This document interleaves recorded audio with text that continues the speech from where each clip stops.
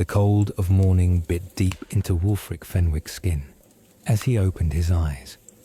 Above him, the low wooden beams of the cottage ceiling groaned in the wind, and a thin line of frost traced the inside of the window's edge. There was no sun, yet only the grey half-light of dawn creeping across the dirt floor.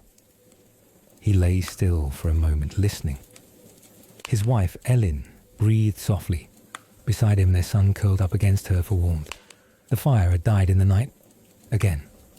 Wulfric sat up slowly. Every muscle in his back groaned in protest from the day before. He reached for his tunic, still damp from yesterday's rain, and pulled it over his shoulders with a resigned grunt. In the corner, a thin slice of barley bread and the heel of cheese waited on a wooden plate. It wasn't enough, but it would have to do. He didn't wake Elin or Thomas. There was nothing to say. Outside the village of Black Hollow was quiet. Smoke rose from a few cottages. A dog barked in the distance, then fell silent. Wulfric's boots squelched in the wet earth as he made his way toward the fields, sickle in hand, head low. Around him, other villagers emerged, men with sunken eyes and calloused hands, women with woven baskets, children dragging their feet toward the bakehouse or stream. The manor bell had not yet rung, but they all knew it would. The bell always rang. Its sound came a few minutes later, dull, hollow, commanding. It didn't summon, it ordered. Wulfric joined the others near the southern fields, where the barley had grown thick but heavy with mould. Rain had come too early this year, and the harvest was suffering. Still, the Lord expected his due, and Lord Arlo always got what he wanted. The Reeve Barton circled on his horse, barking orders from atop his saddle. "Move faster, Fenwick. That sickle's not for polishing." Wulfric said nothing. He bent low, cutting and binding the stalks with practiced movements.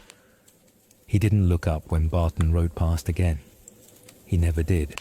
By midday, his hands were blistered anew. The old blisters had never quite healed. Sweat stung his eyes despite the cold. They worked with the desperation of those who feared not being seen working hard enough. At noon, they were given a 10-minute break. Bread crusts, lukewarm water from a shared bucket.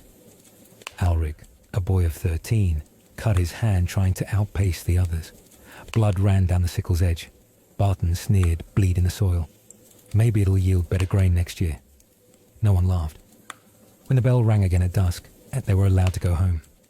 Wulfric's legs trembled slightly as he crossed the muddy track back to his cottage. The thatch roof leaked at the corners. Inside, Elin had mended Thomas's tunic and boiled a thin stew of wild onions and ground acorns.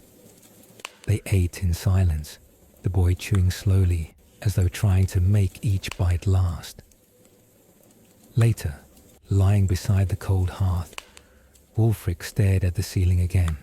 It had been a hard day, but no harder than any other. In Black Hollow, hard days were the only kind. The next morning brought no relief.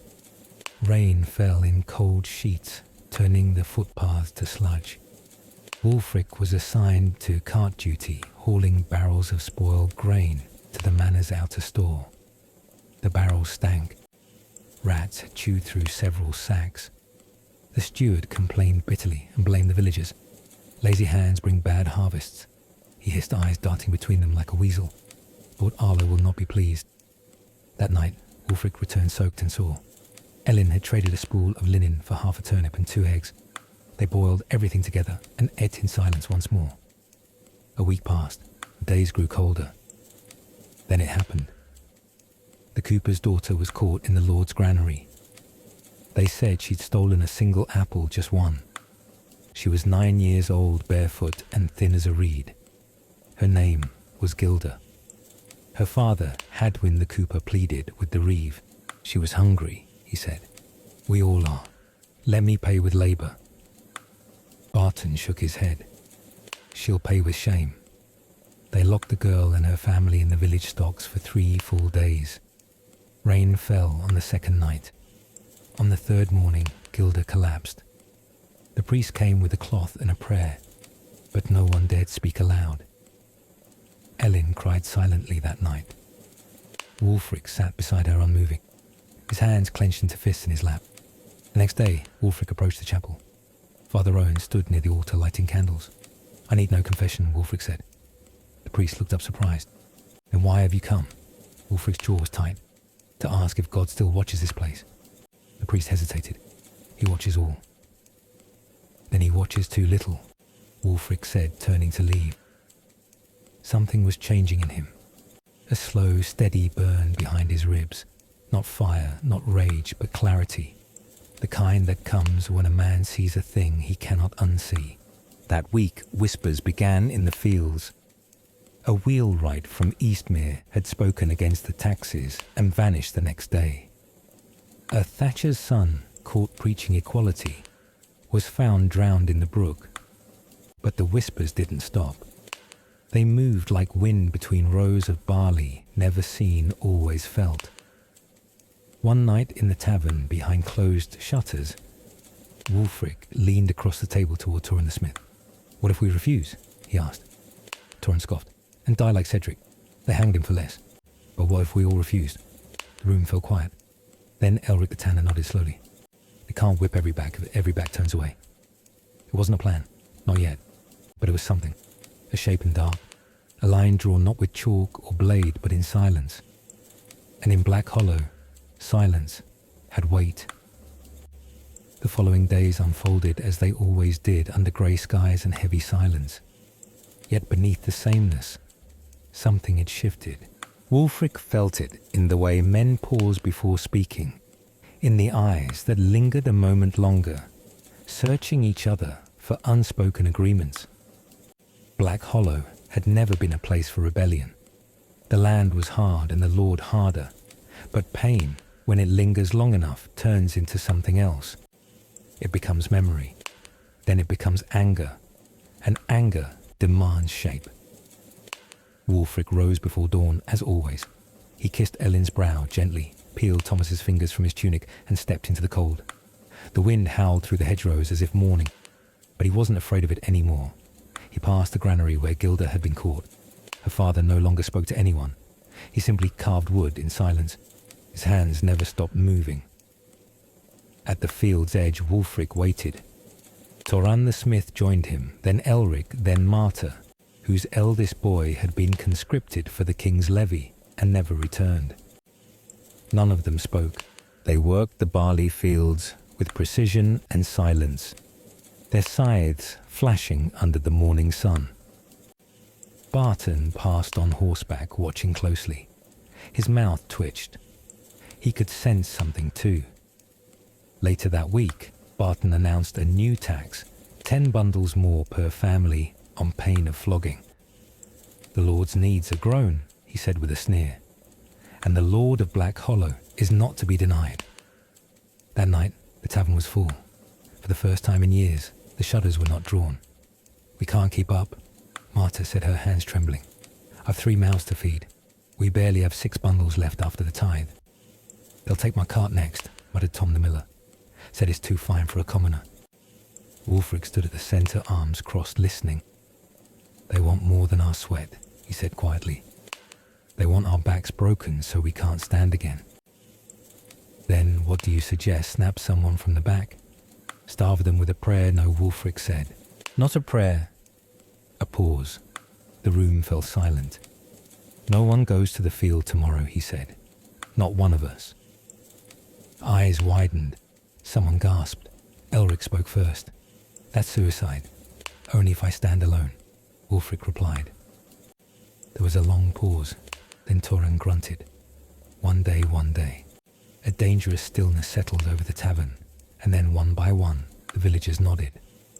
The next morning, the fields lay empty. Barton raged like a wounded dog. He rode from cottage to cottage, shouting threats, brandishing a whip. But no one stepped outside. Smoke rose from chimneys.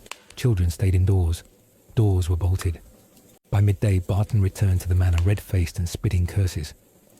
Wulfric watched from the shadows of the bakehouse. For the first time, Barton looked unsure. Lord Arlo himself came down the road that afternoon, something he hadn't done in years. His cloak was velvet black and lined with fur. He was younger than Wulfric had imagined. Cold eyes pale as stone set in a face too smooth for the weight of a title. He stood before the chapel and spoke to the crowd that had slowly gathered. "I hear whispers of defiance," he began, voice smooth and polished like cut steel. "I hear of an insult to my name." No one spoke. He stepped forward. "You are bound to this land by oath. Your forefathers served mine, and as they bent the knee, so will you." Still silence. "Return to the fields tomorrow," he said, "or I will burn them, and your homes." He turned and left. The villagers dispersed slowly, like smoke on the wind. That night, Wulfric didn't sleep. Neither did Elin. "They'll burn everything," she whispered. "We can't stop him. He's bluffing. And if he's not, then we lose what we already don't have." The next day, they went back to work. But it was different. They moved slower. They sang old hymns under their breath. They watched Barton with narrowed eyes. The next week, someone carved a message into the chapel door. "Tithes to men, not God." It was scrubbed away within hours, but it was seen. Then the mill caught fire. Some said it was lightning. Others said it was something else. A boy disappeared. Then came the priest's sermon.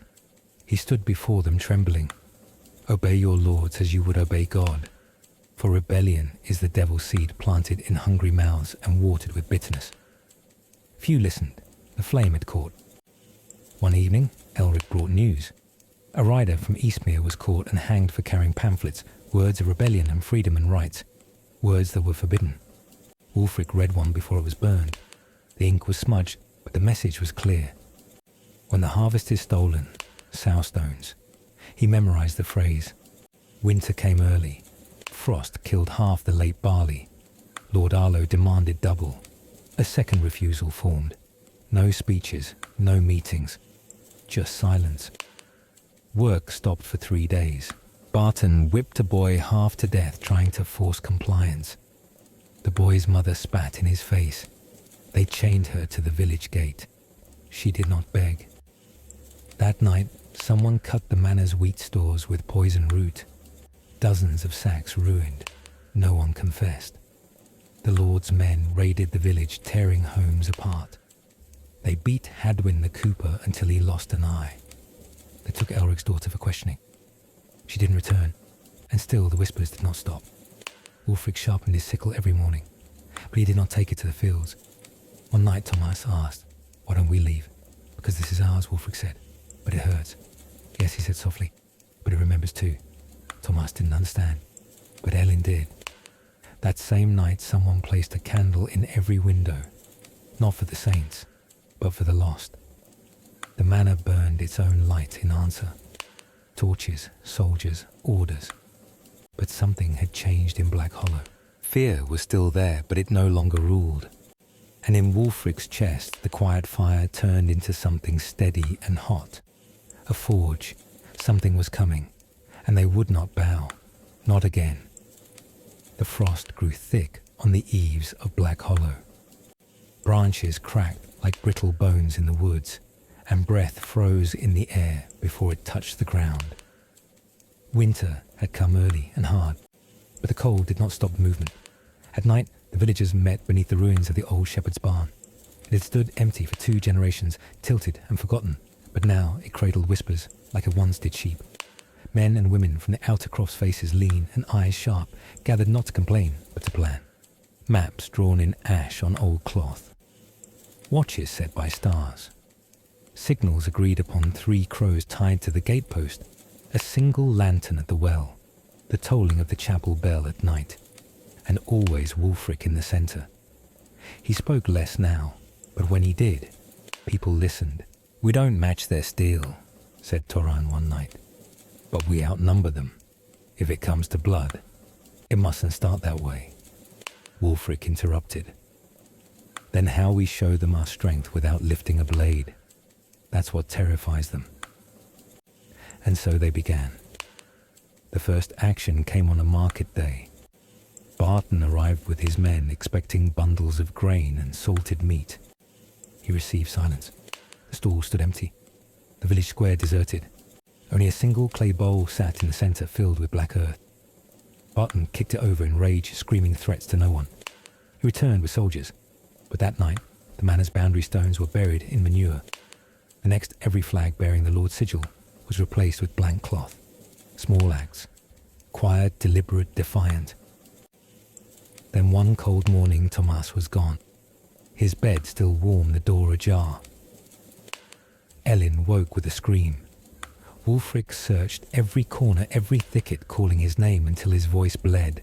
They found Tomas by the riverbank, alive, but bruised, shivering.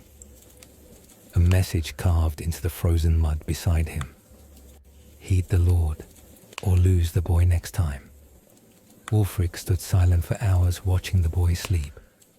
Then he turned to the others and said simply, "No more waiting."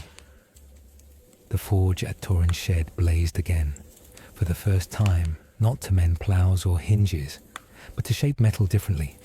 Hooks, chains, spikes. They didn't make swords, they made tools. Farming tools that could cut more than wheat if needed.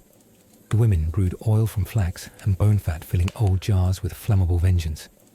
By week's end, every family had a hidden pouch of ash to scatter on the trail, so horses would slip, so riders would fall. But they waited. Wulfric refused to strike first. "We are not beasts," he said. "We are roots, and roots hold the earth." Then came the tax riders. 3 men on black horses, armed and arrogant. They came to the miller's house demanding silver and salt. Tom the miller stood firm. "I've given what I have." They beat him to the ground. His daughter Lena stood in the doorway screaming. They dragged her toward the river laughing. She kicked, bit, tore skin from one of them with her nails. They threw her into the shallows, soaked and sobbing. Wulfric arrived too late. The riders galloped away, faces smug, leaving muddy ruts behind them. That night, Tom died of his wounds. Wulfric said nothing, but he did not sleep. The next morning, the tax riders returned. Only 2 came back. The third was found 3 leagues south, naked, tied to a tree with a sign around his neck. No more whips. Lord Arlo summoned a detachment from the city. Soldiers, real ones. Trained, armoured, paid. 20 men led by a captain with a crimson plume and a wolf-shaped scar across his cheek. They arrived with fire in their eyes and orders to suppress the rebellion. Suppress, as if the village were a boil. Their first act was to surround the chapel. They dragged Father Eli from the altar and demanded he name the ringleaders. He spat blood and said, "You've already met him." Then he closed his eyes. They broke both his legs. Ellen wept when she saw him. Tomas asked why the priest had red tears. That night, every bell in the chapel rang at once, though no one pulled the ropes. The sound echoed through the valley. The next day, Lord Arlo issued a decree every able man in the village would be conscripted to labour on his new estate in the south. Those who refused would have their homes destroyed. A list was nailed to the oak tree in the square. Wulfric's name was first, so he burned it, not in secret, in the daylight. He walked to the tree, pulled the list down, and lit it with Ellen's kitchen flame. He let it burn in his palm. Then he turned and walked away. The villagers stared frozen. Then Marta stepped forward. She dropped her own conscription notice into the fire. Then Gilda, then Elric. The flame grew, and so did the silence. That night the soldiers stormed the village. They took 3 men, 3 women, and 1 child. Wulfric tried to fight, but there were too many. They dragged him into the chapel, slammed him against the altar, and pressed a blade to his throat. "You think you're strong," the captain hissed. Wulfric didn't answer. "You're a worm who thinks he's a man." He raised the blade, and then a crash. The back door exploded open. Torren with his hammer, Elric with a burning branch, Marta with her sickle. The villagers surged, not with screams, but with purpose. No one ordered them. No one called for it. They just came. The captain's men fought back, but they weren't ready for rage honed over years. The tools that had sown seed now turned to defend it. The chapel burned, not by design, but fire. doesn't ask permission. Wulfric stood in the wreckage, bleeding, panting. The captain was gone, but so were 3 villagers. Smoke rose over Black Hollow like a banner. There was no more denying it. The reckoning had begun. At dawn, the smoke still curled above the chapel's charred ribs. Ash floated down like grey snow, settling on the heads of those who stood in the square silent, tight-jawed, weary. No one spoke, not even the children. The dead were gathered beside the well, wrapped in what linen remained unburnt. Tom's eldest son laid a sprig of yew across each chest. Wulfric stood nearby, hands blackened with soot, a long red line running down his temple. He hadn't slept. None of them had. When Ellen brought him a bowl of water, he barely blinked. "They'll come back," Torrhen said quietly behind him. "They will," Wulfric answered. "With more men, yes, and fire. Then let them burn what's already ash." That day they dug trenches, not graves, defences. The old ditches from the times of plague were deepened, filled with sharpened stakes lined with mud and broken stone. The fields, once seeded with barley, now bore rows of hidden snares. Children carried messages on sticks carved with notches. Women stockpiled herbs not for healing but for poison. The blacksmiths worked without pause, repurposing plough teeth into spearheads, spades into blades. But the village was tired. Marta collapsed while carrying water. Elric coughed blood into his sleeve and claimed it was dust. Even the dog seemed thinner. And then the rider came. Not a soldier, a messenger. He wore the king's colours, blue and gold, and bore a scroll sealed with wax, shaped like a falcon's eye. He demanded to speak with whoever leads this place. Wulfric stepped forward. They met beneath the chapel's husk. The messenger did not remove his gloves. "You have been named," he said. "For what crime? Treason. And who has named us Lord Arlo?" Wulfric nodded. "As expected." But the man continued, "The crown wishes no further bloodshed." Wulfric narrowed his eyes. So, an offer is made. The scroll contained a proclamation. All those who lay down arms and return to fieldwork within a fortnight would be granted full pardon. The village would be taxed no higher than the surrounding regions. The manor would relinquish its claim over Black Hollow's well and forest line. In return, all those involved in the burning of the chapel and assault on crown soldiers would be surrendered for trial. Wulfric stared at the parchment. "If we refuse, then fire, steel, chains." The man turned without waiting for a reply. That night, the village argued for hours. Some wanted to surrender the few to save the many. Others swore never to yield even if death took them all. Tomas stood in the middle of it, 12 years old, with dirt on his knees and fury in his voice.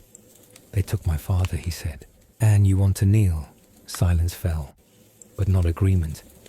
By dawn, 7 villagers had left bundled carts, led children by the hand, and walked the south road. One man spat at Wulfric as he passed. "Your fire will bury us all." Wulfric said nothing. He watched them go, but his hands trembled. That day, the captain returned. A new one, younger, hungrier. He brought with him 50 men and a siege tower. The villagers had no walls, but they fought as if they did. They used smoke-burning wet moss to blind the riders. They used bees tossing hives into tents at night. They poisoned meat and left it where scouts would find it. They sang songs of mourning while building traps in silence. The siege began not with a trumpet, but with a scream.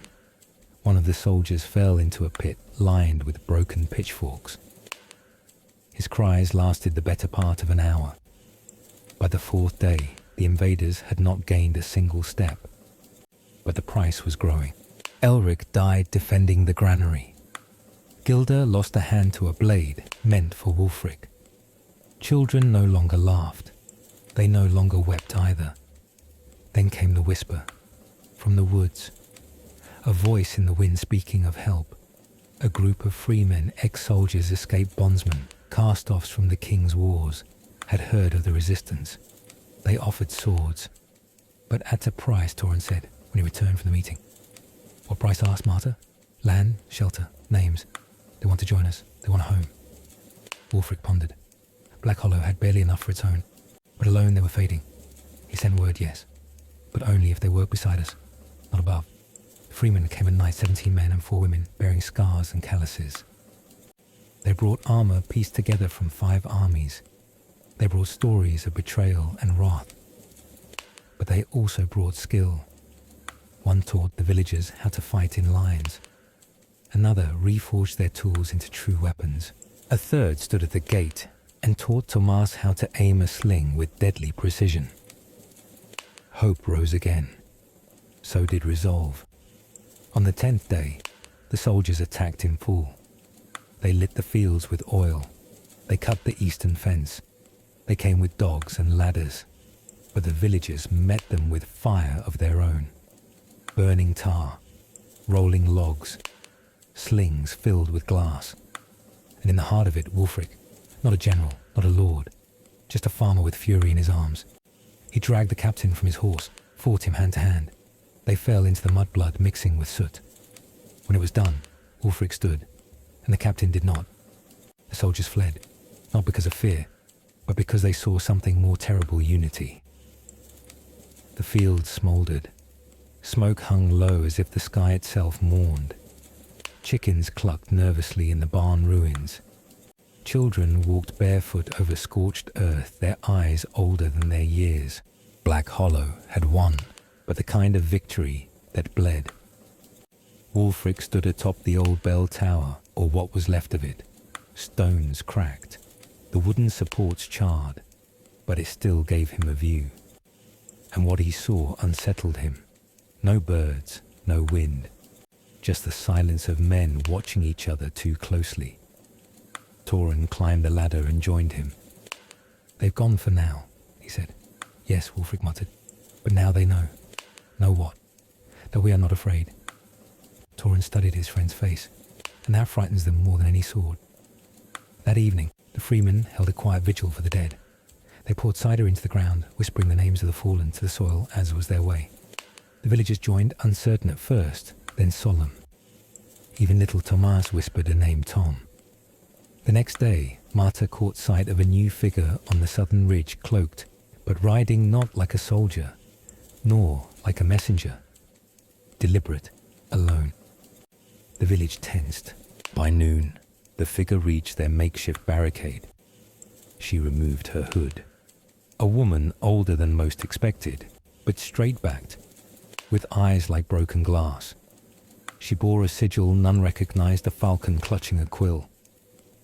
"I am Sorel of the Crown's Eye," she announced, her voice quiet but carrying. "I do not bring swords. I bring parchment." Wulfric met her in the square. "Another offer?" "No," she said.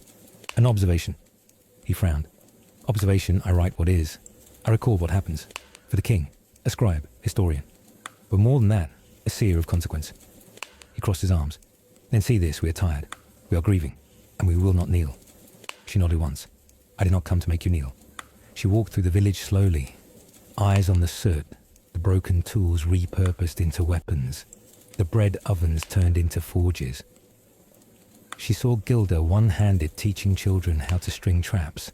She saw Marta cooking soup over a fire made from chapel stones. "You've made a nation," Sorel said softly. Wulfric blinked. Of what a place ruled not by crown nor creed, but necessity and courage. She looked at him. That terrifies them.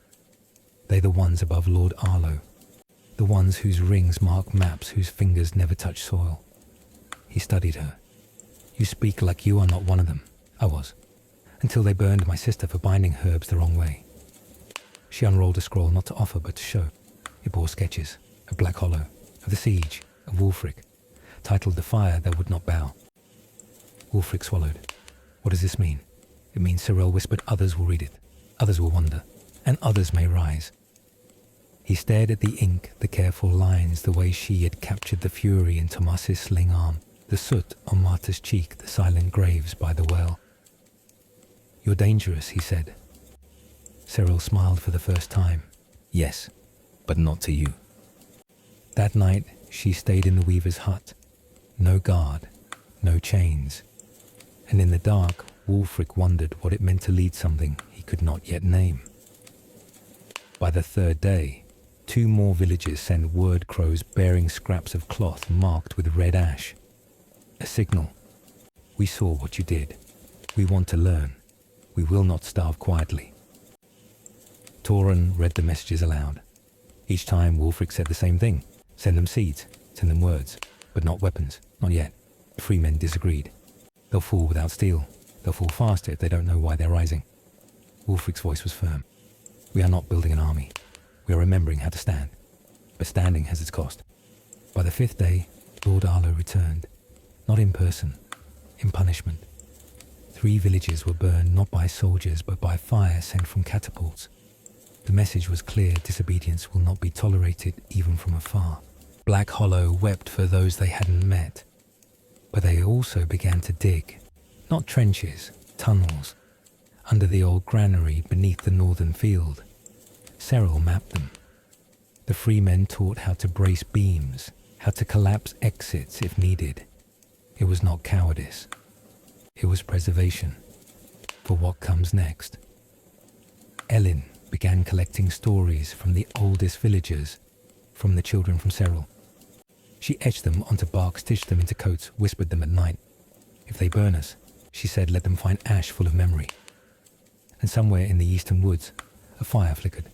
Another village perhaps beginning their own vigil, or their own resistance. Either way, Wulfric knew Black Hollow was no longer alone. The scrolls moved faster than horses. Through hidden paths and forgotten wells, Serral's chronicles of Black Hollow travelled from hamlet to keep, from tavern to chapel. They were copied by candlelight, sewn into quilts, slipped between hymnals, and when read aloud they lit fires. Not all flames need tinder, Serral had said once. In a village called Redmere, a shepherd recited the story of Gilda's axe hand and the boy with the sling. The children listened not with awe but with understanding. In the highlands of Albrecht, a former priest pinned a parchment to the chapel door. We remember and we rise. Back in Black Hollow, Wulfric watched the change with quiet dread. They're making us myth, he told Serral. No, she answered. They're remembering you true. That's worse for the lords. He shook his head. We didn't ask to be leaders. She smiled bitterly. No true leader ever does. Word returned in whispers Lord Arlo had been summoned to the royal court. Not to be chastised, but to explain why one village had sparked unrest across 5 counties. And the court was nervous. Not about swords, but about stories. Stories were hard to kill. A new figure entered the fold. Not a knight, a man in silk, pale, eyes like coin edges. His name was Chancellor Orwyn, advisor to the heir, master of measures, collector of secrets. He came not with soldiers but with scribes, and he did not burn scrolls. He rewrote them. In Eastwatch, a version of Serral's tale surfaced but twisted. In it, Wulfric was painted as a fanatic, the free men as brigands, the villagers as deluded. Black Hollow became Ashvale. The victory became a massacre. The dignity became treason. Wulfric held one of the forged scrolls in his hand. They fear ink more than iron, he said. Serral's face darkened. They're not destroying the truth. They're drowning it. So she wrote more, faster, sharper. This time she signed each page, Serral of the Hollow. Wulfric confronted her. They'll hunt you for that. They already are. And what if they find you? Then they'll learn one truth cannot bury 1,000 echoes. While stories danced across rooftops, the villagers built deeper. Tomas, now grown a hand taller, oversaw the root cellars turned into libraries. Elin trained children not only in letters, but in remembering orally. If the ink burns, she said, you carry it in your breath. In the capital, Chancellor Orwyn moved with precision. He began summoning local magistrates, holding private audiences, questioning scribes, and arresting travelling performers caught reciting Serral's works. One bard was hanged with her own lute. Another disappeared. But still scrolls returned. Some written in charcoal, some in pig's blood, some etched onto flattened spoons, each bearing the same signature, Serral of the Hollow. It became a symbol, not of rebellion, of remembrance. Turning point came when a noble Lady Mayor of Dunsley publicly denounced the rewritten scrolls during a feast. She stood goblet in hand and read Sorel's original aloud before 70 nobles. They were farmers, she said, not devils. They were brave, she said, not brutes. They were us, she said, before fear made us forget. She was poisoned 2 weeks later, but her house bannerman refused to kneel, and Black Hollow, still tucked in its valley, still half in ruin, began to prepare for a war it could not yet see, not on fields, but in thought. Cyril gathered the village one night. Firelight danced across weathered faces. We are not just defending land, she said. We are defending meaning. Wulfric watched her speak not as a visitor, not as a recorder, but as one of them now. She had bled beside them, buried dead with them, and her ink had travelled farther than any sword they had raised. Torrhen approached Wulfric afterward. We need to protect her. Wulfric nodded. More than that, we need to outlive her words. And so began the teller's circle. Every 10th child was chosen not to fight but to learn. The stories, the names, the truths. They were taught to speak without notes, to weave history into lullabies, to hide meaning in rhyme. When one child spoke, it sounded like a song, but it was a map to a future unforgotten. The court, now panicked, summoned Sorel by royal decree. Wulfric read the scroll. If she goes, Marta said, they'll silence her. If she doesn't, Torrhen muttered, they'll punish us all. Cyril stood hand steady. I will go. No, Thomas cried. They'll kill you, perhaps she said, but only if I go alone. She turned to Wulfric. Walk with me. He shook his head. I'm needed here. Cyril nodded. Then give me your name. He blinked. Well, give me your name as I've given mine. Let them know who you are.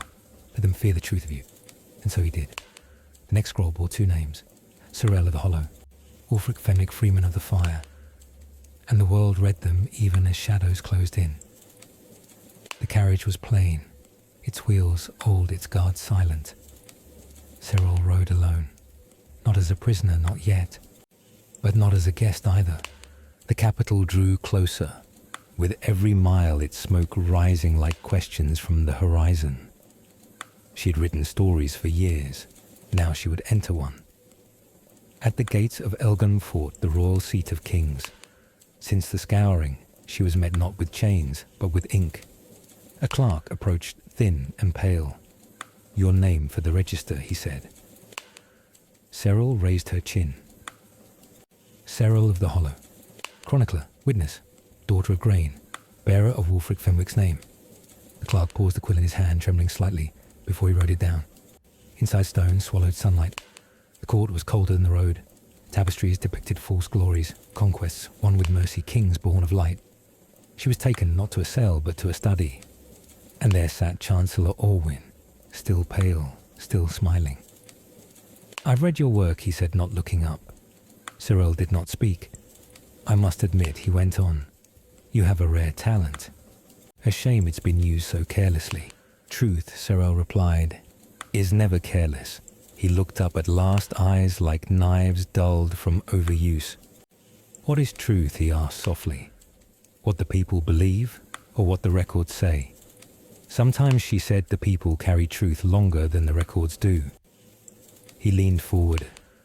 You've spread sedition, defamed lords, encouraged revolt. She met his gaze. I've remembered what others wish to forget. He paused, then stood. You are to be brought before the High Council. They will decide your fate. And there, Cyril murmured. He blinked. What nothing, she said. Just a footnote. The council chamber was wide-domed and silent as a tomb. 12 sat in judgment. Some wore robes of velvet, others iron chains meant to imply duty. Only one face among them looked human.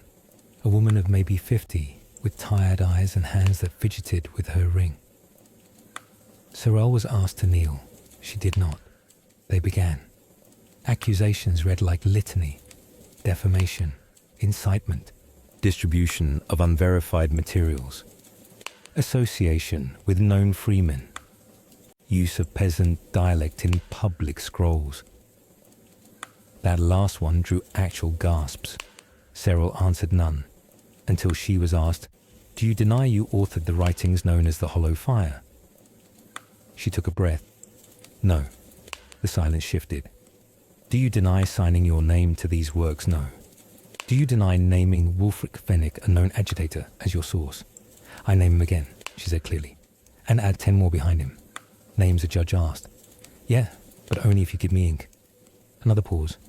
The woman with tired eyes finally spoke. "Tell us why you wrote these things, Sorel."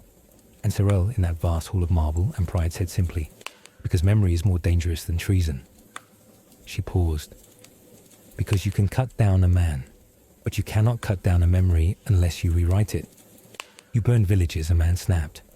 "I recorded who lit the torches," she replied. "You glorified a mob." "I named those who stood between the mob and the innocent." "You insulted the crown." "No," she said. I held a mirror.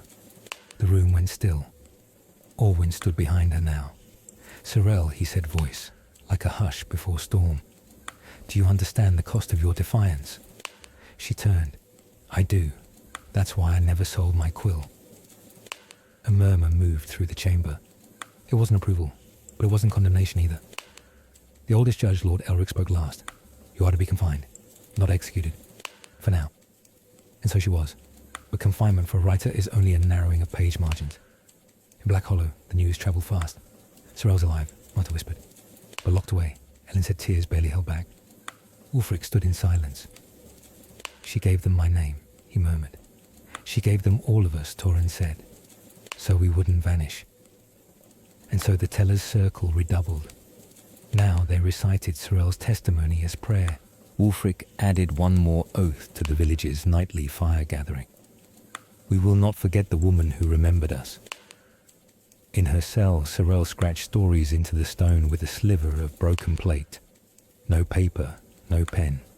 But still the words came, and in some way she knew. Someone out there was whispering them back. Snow fell early that year. In Black Hollow, winter did not ask permission. It simply came. Fields lay barren, wind howled through cracks in shuttered homes, and food was portioned not by appetite, but by endurance. Yet despite the cold, the fire circles grew. Each night, beneath thatched roofs or hollowed barns, people gathered to hear Sorel's words now carved into planks, scratched onto hides, or whispered from elder to youth. Wulfric sat at the centre of many such gatherings, though he never claimed leadership. He listened more than he spoke.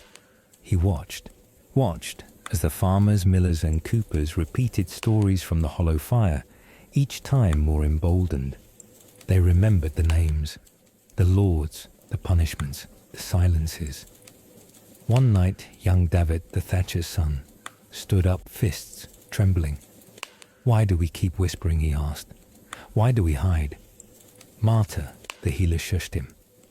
"Because shouting gets you hung, but kneeling gets you forgotten." David shot back. Silence followed. Then Wulfric spoke, his voice low but unshaken. "Memory is louder than shouting, and harder to silence." Torrin added, "Words written in fear last longer than swords drawn in rage." But the boy's question lingered. Why hide? Why wait in the capital?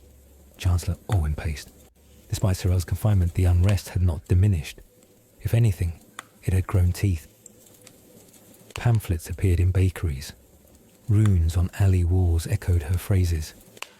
He summoned the order of vigil silent men with dull armor and sharp ears. "Find the source," he said. "Break the pen if you can't break the hand."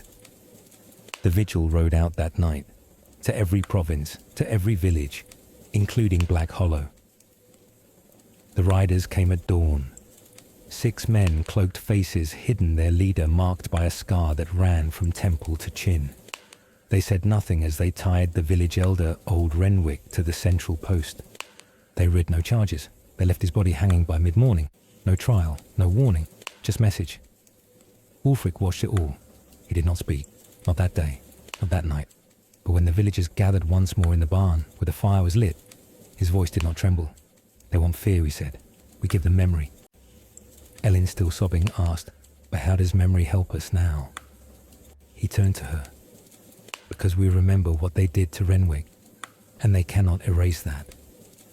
He picked up a coal and pressed it into parchment bark. One word. Renwick. He passed it to Torrin. Carve this on the bridge stone, he said. Then to Marta. Speak it at the well. Then to David. Teach it to the children. A name became a banner, not shouted, but known. In other villages the same thing happened. Executions, whispers, names burned into trees, stitched into clothes, woven into songs. The more the vigil tried to snuff the fire, the more sparks caught wind. Soon even the nobles noticed.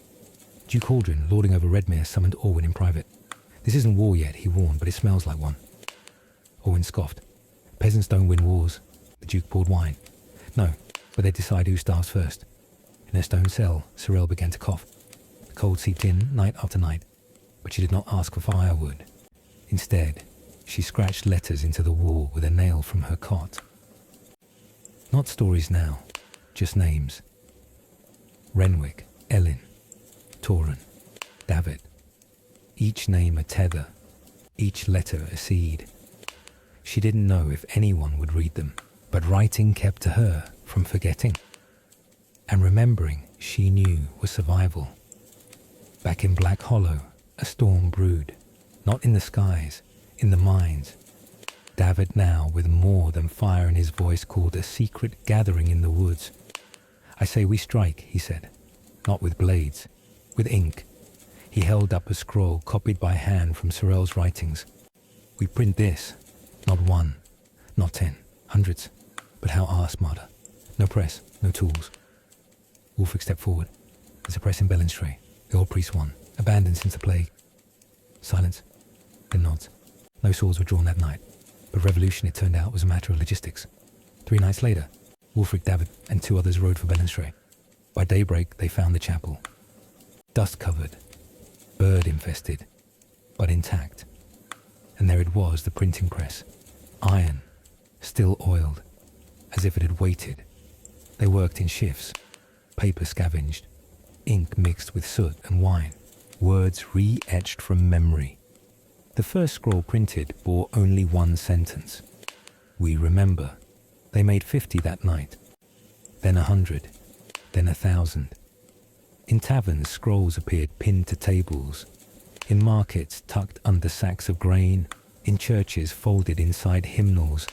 The vigil burned every one they found, but they could not unprint what had already been read. In Elginford, Orwyn stood before the council again. He did not smile this time. They arrived faster than we can destroy, he admitted. The woman with tired eyes said, perhaps it is not the writing we should fear, but the reason for it. Orwyn sneered. Peasants don't need reasons. They need reminders of who rules. The chamber fell into uneasy silence. In her cell, Sorel whispered one word into the darkness. Wulfric. No reply came. But miles away, the name appeared in a new scroll freshly printed. A simple headline. He remembers for us all. And the fire, though never lit, grew warmer. The winter deepened. In the dungeons beneath Elginford, frost lined the stones like veins in aging skin. Seryl's hands trembled, but she kept writing. The wall beside her was filled with etchings now. Not stories, not songs, just names. Names of the forgotten. Names the crown had tried to bury. Names that refused to die. She didn't know if she was alive to the world above. The guards no longer spoke. No one brought word. But she remembered the silence of Black Hollow when the riders came. She remembered how silence once meant fear. Now silence was resistance. In the village, Wulfric and Davet returned with ink-stained hands, eyes hollow from sleepless nights. The printing press in Belenstray had become more than a tool. It was a lifeline. Each scroll they printed now bore a name followed by a story. Renwick hanged without trial. Marta Healer, whose herb saved 12 children, now burned as a witch. Joran Court, with a copy of the Hollow Fire, vanished without trace.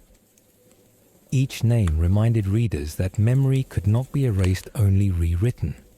And people were done letting others hold the pen. In the western province of Dorwyn, where snow fell thickest, the scrolls arrived via shepherds. One was caught, tortured, but even under fire he gave no names. Instead, he He laughed. "They'll name me next," he said, before he died. They did. Thayer Shepherd of Dorwyn.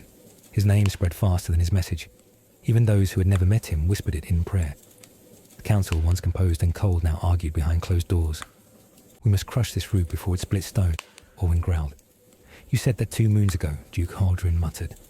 "The root is now a tree. Then we cut it at the trunk, and plant another." A heavy silence. It was Duchess Ellyra, youngest and most measured, who asked, "What if they're not wrong?" Orwyn's eyes narrowed. "Then we remind them that being right means nothing without power." He ordered another raid. This time, not just arrests, erasures. Houses burned, fields salted, names banned. If someone was caught carrying a scroll, they vanished. Entire families disappeared. But memory is water, it flows into cracks. In Black Hollow, they built a wall, not to keep soldiers out, but to keep stories in. The barn, once a place of whispers, became a library. Hidden in hay bales were hundreds of copied scrolls. Wulfric called it the Well, because from it people could draw truth. But the truth was becoming heavier. Torren, once the quiet one, began to fear. "What if we win nothing but pain?" he asked. Wulfric replied, "Then we will bleed for something, not kneel for nothing." David, now a voice of his own, said, "They have taken Lankin breath, but they still haven't taken the fire." In Elginfort, Serel fell ill. No doctor, no herbs, just cold and rot. But in her fevered haze, she dreamt. She saw a room lit by candles, children reading her words aloud, a girl with soot on her cheek saying, "She remembered, so I must." She awoke with tears and blood on her lip. She wrote one more name on the wall, myself. At dawn, something shifted. In a market in Eldwind, a boy stood in front of the gallows and began to speak. He recited the Hollow Fire from memory. A crowd gathered, guards rushed, but before they arrived, 20 others stood with him.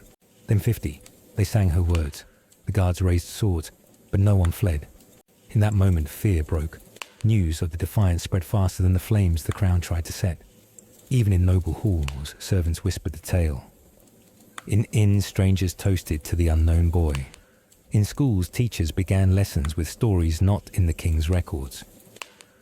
It wasn't yet revolution, but it was reckoning. Back in Black Hollow, Wulfric received word the vigil was marching again. He looked at the 100 scrolls ready for delivery and said to David, "We send them all, tonight." David nodded. "Even if we burn for it," Wulfric looked at the fire. "No fire can burn memory," he said. "Only light it." That night, riders left from 6 villages. Each carried a satchel of stories. None carried weapons. All carried names. As the vigil rode, so did the words. And in the chill of night, beneath frost-kissed trees, children listened to names, to voices, to lives no longer forgotten. And somewhere, even in her fading breath, Serel smiled, not because she would be saved, but because what she had sparked would not die. Serel did not die, not yet. Her body weakened, her breath shallow, but there was still one thing left within her, a name. Not her own. A name she had hidden even from herself, tucked behind the scars behind the fire. Ellyra. The youngest duchess on the council. The one who had once come to her before the arrest, before the scrolls, before the fire. "You know more about the people than all of us combined," Ellyra had whispered that night in the royal garden. "But do you still know how to be one of them?" Serel had laughed then. "I never stopped." Now half dead and rotting in the cells beneath Elginfort, Serel closed her eyes and remembered Ellyra's voice, not of power, but of uncertainty. She clung to that, because maybe the crown had cracks. Maybe one of them still remembered what it meant to listen. Far above the dungeons, Duchess Ellyra stood alone in her chamber. Outside, the cold wind howled like a beast unchained. Inside, she reread the intercepted scrolls from Black Hollow. The ink was faint. The parchment smelled of ash and sweat. But the words, they throbbed with life. She read one aloud. "They took our names, so we carved them back into the earth." Ellyra pressed her fingers against the words as if she could feel the pulse beneath. She didn't know if Serel was alive. She had asked, twice, quietly. The answer had always been the same. The traitor perished, but something in her twisted when she heard that, a sharp, sickly twist that only truth could cause. She wanted proof, and proof in Elkenfort had to be taken, never given. That night, Illyra moved like a shadow, through servant corridors, past guard posts, to the one door no other council member dared approach, the archive. It was where records went to disappear. Inside she found the logs, arrests, confessions, executions, real and fabricated. She flipped through them, trembling until she found the one marked S. Renwick, seditious. The final entry, interrogation ceased. Subject expired under frost exposure. But something was off. The ink was wrong. The signature forged. She felt the twist again, and now it burned. Wulfric watched the smoke from Black Hollow rise again. Another farm torched. This one belonged to Alda, the widow who had once housed 6 riders. She had been 73. She hadn't even run. Davit came to him quietly. We lost the Eastern Pass. No more messengers that way. Wulfric nodded grimly. Then we move west. Torrhen Bitter and Hollow spat. We move like rats. They hunt us like vermin. We're not vermin, Davit said. We're seeds, Wulfric added, and winter always ends. But in his eyes, even he wasn't sure how long the season would last. In Eldwyn, the boy who had recited the scrolls on the gallows was gone, not dead, disappeared. Some said he was taken into the forest by survivors of the Burn Choir, a band of former monks, who now walked barefoot across snow-covered fields, chanting forbidden songs. Others claimed he had fled south carrying with him a copy of the Hollow Fire, written entirely from memory. No one knew the truth, but his name appeared on walls in 5 towns. Cailan. Just a name, no surname, no bloodline, just belief. And that was enough. Back in Elkenfort, Illyra descended alone, past the armory, past the crypts, to the dungeons. She had bribed the guards, or perhaps guilt had been enough. Torch in hand, she found the last cell in the east wing. She wasn't sure what she'd find. A corpse-bone silence. What she found was a pair of eyes, sunken and dim, staring back. Alive, barely, but alive. Sorel. Why the voice was broken. Not Sorel's, Illyra's. She didn't expect to cry. She hadn't cried in years. But here, in the dark, she sobbed. Sorel didn't speak. Her lips were cracked. Her hands blistered. Illyra knelt beside her, torso shaking. Why didn't you run? Sorel's breath came slowly. Running never worked. Illyra said nothing for a long time. Then she whispered, I need you. And Sorel, through blood and shadow, said, Then listen. The council met 3 nights later. Orwyn wanted more arrests. Haldrin wanted more walls. But Illyra stood, and for the first time she did not ask.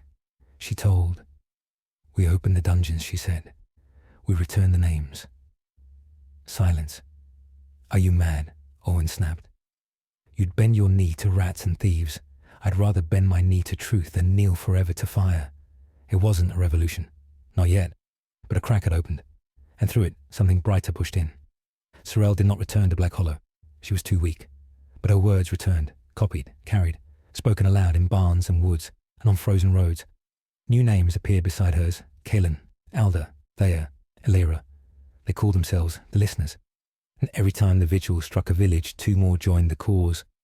It wasn't fast, it wasn't loud, but like frost giving way to spring, it spread. At the far edge of the kingdom, a boy knelt by his mother's grave. He had never read a scroll, never seen a library, but he had heard a whisper carried by a rider in rags. He dug into the earth and buried a parchment by the grave. One word on it, remember. And from the soil flowers bloomed before the thaw. When the winter softened and roads turned to mud, the name spread faster. No longer carved on wood or whispered in wind. They were now etched in ledgers stitched into coats sewn beneath the linings of children's cloaks. A baker in Tilford sold loaves in the shape of the hollow symbol, a circle with a break at the base. He claimed it meant luck. A potter in Old Erden scratched it beneath every clay bowl she fired. A seamstress embroidered it in white thread on funeral veils. The vigil, of course, noticed.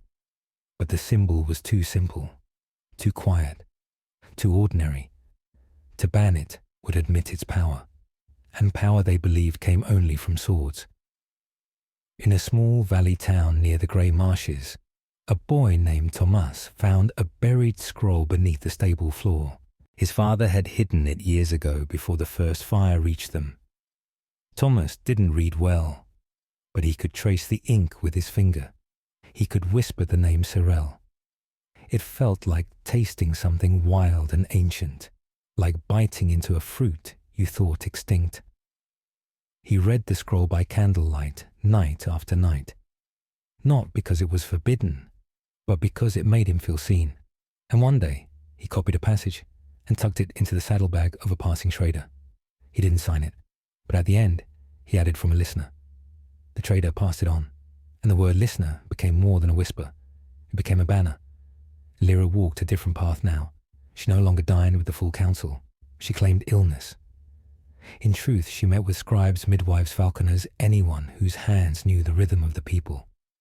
She listened, and she remembered, not just Sorel's words, but her silence, the strength it took to wait in the dark and believe someone would come. Elira began to send messages wrapped in medicine pouches hidden in bird feathers tucked inside court records marked insignificant.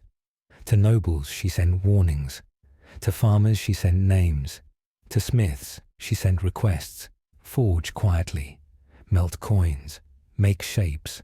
Small ones. For hands that cannot yet carry blades. In Black Hollow, Wulfric met with a former priest named Harlan. Harlan had been silenced during the first purges. His sermons banned, his chapel burned. Now he wrote verses under moonlight hymns made of dust and breath. The kingdom, he told Wulfric, does not fear rebellion. It fears memory. Wulfric grunted. They've erased half of us. Then we make remembering a weapon. The next raid by the Vigil failed. Not because the rebels fought harder, but because when the soldiers arrived they found every home empty. Empty, but for one thing. A cup of water, a torn page, and a name carved on the wall. Thea, the name of the first farmhand burned alive. It wasn't defiance. It was a funeral. And the kingdom had no answer for grief that did not beg for revenge. In the western province of Mylin, 2 young girls, twins named Alan and Bria, began to write their own scrolls. They had never met Sorel, but they'd heard her words through travelling singers. They created a game whoever remembered more of the verses won. Then they began composing their own in secret, one line at a time. A kingdom that cannot name its people is a castle made of wind. Their scrolls spread in baskets of salt and grain. No one knew who wrote them, but the signature at the bottom simply read B-A-L. A code, a seed, a crack in the stone. Elira returned to Sorel's cell every week. Sorel could walk now barely. Her voice, rough and dry, carried weight even in whisper. They spoke little of plans. Mostly, they spoke of choices. Why now, Sorel once asked. Because the fire's at my door now, Elira replied. You waited until it burned your drapes. Elira didn't flinch. Yes, Sorel blinked. Then let's hope they left a few embers we can steal back. By late spring, the listeners had faces. Farmers, scribes, orphan boys, tailors. A one-eyed ex-captain named Aura, who trained children to whistle in code. None of them carried flags. They carried stories. And that was harder to burn, harder to chain, harder to end. The kingdom responded. More patrols, more gallows, more silence.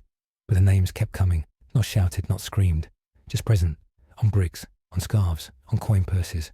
In lullabies sung to children who never saw a library. And in a quiet town beside the drowning river, an old man planted a tree. He carved 4 names into the bark. Sorel, Elira, Cullen, Alda. He watered it every morning. When the soldiers came, they asked what the names meant. He shrugged. Family, he said. They burned the tree, but months later, saplings grew beside the ashes. 4 of them. and the roots reached deeper than the flames ever could. The barracks in Drell's Watch smelled of rust wool and fear. Captain Derren had served the vigil for 19 winters. He knew the difference between fear that moved men forward and fear that made them pause.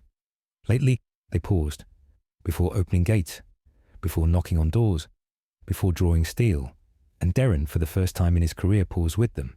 It had started subtly, and one of the new recruits, a boy named Corvin from the valley, asked why a woman in rags was hanged for singing. She was spreading illegal verses, Derren had barked. But they were about trees, the boy said.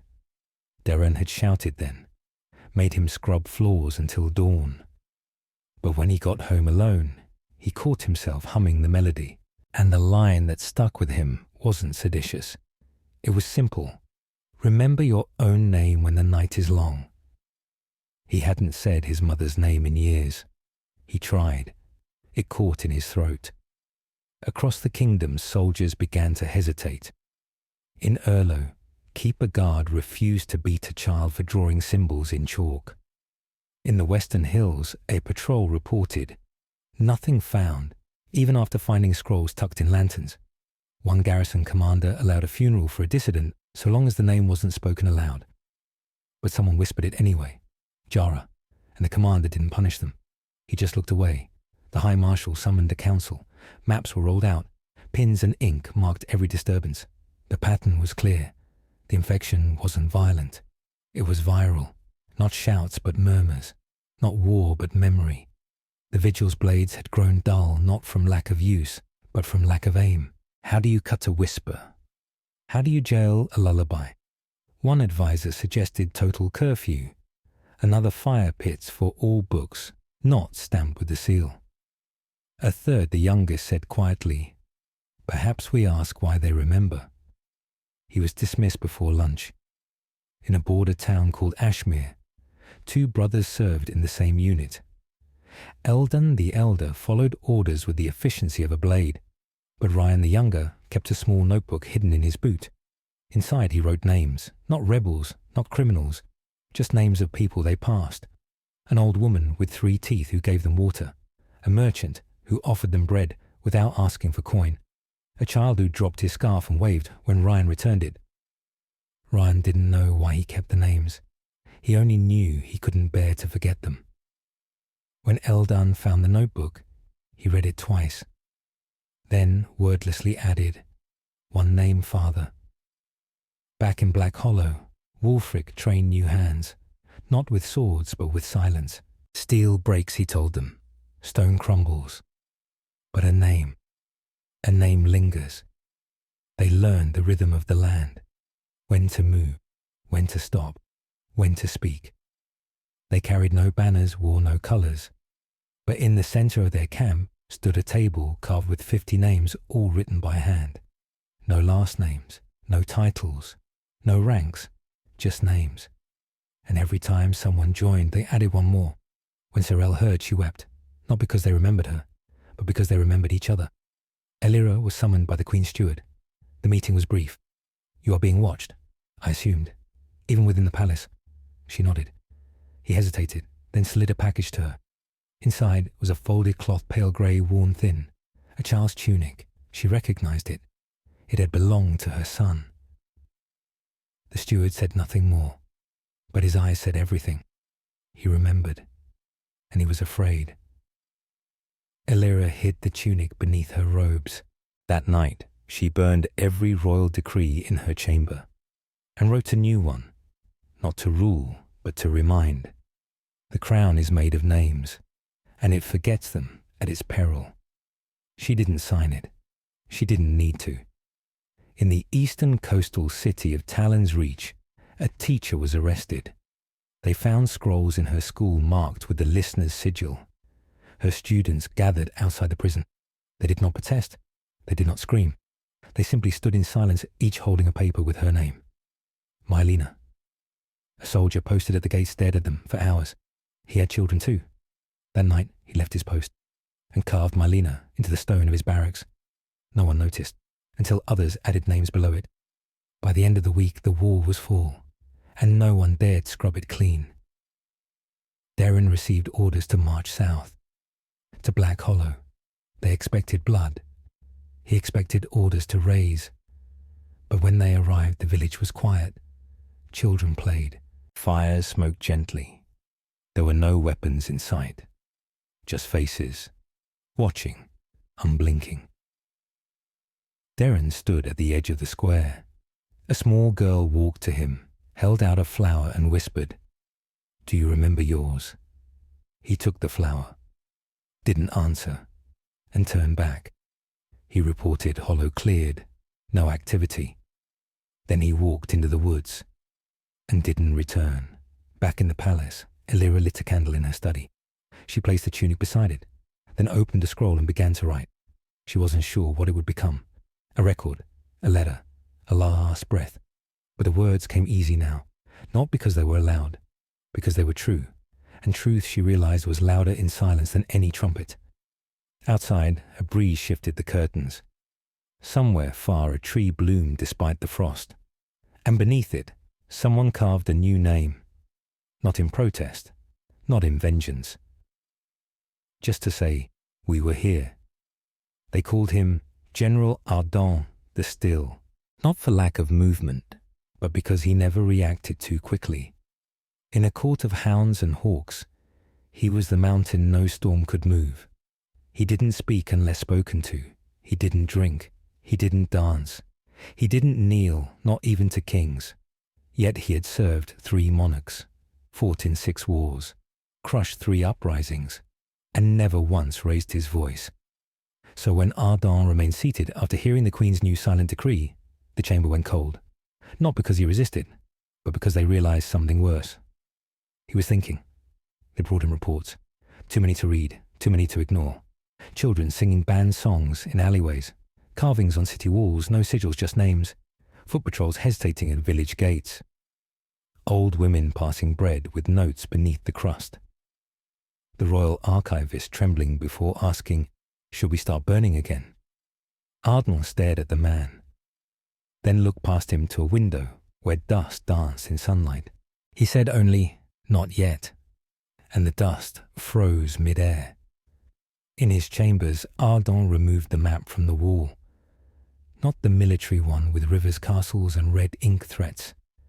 The other one, the hidden one, drawn by a monk 30 years ago before the vigil existed in its current form. This map had no borders, only names, not of cities but of people.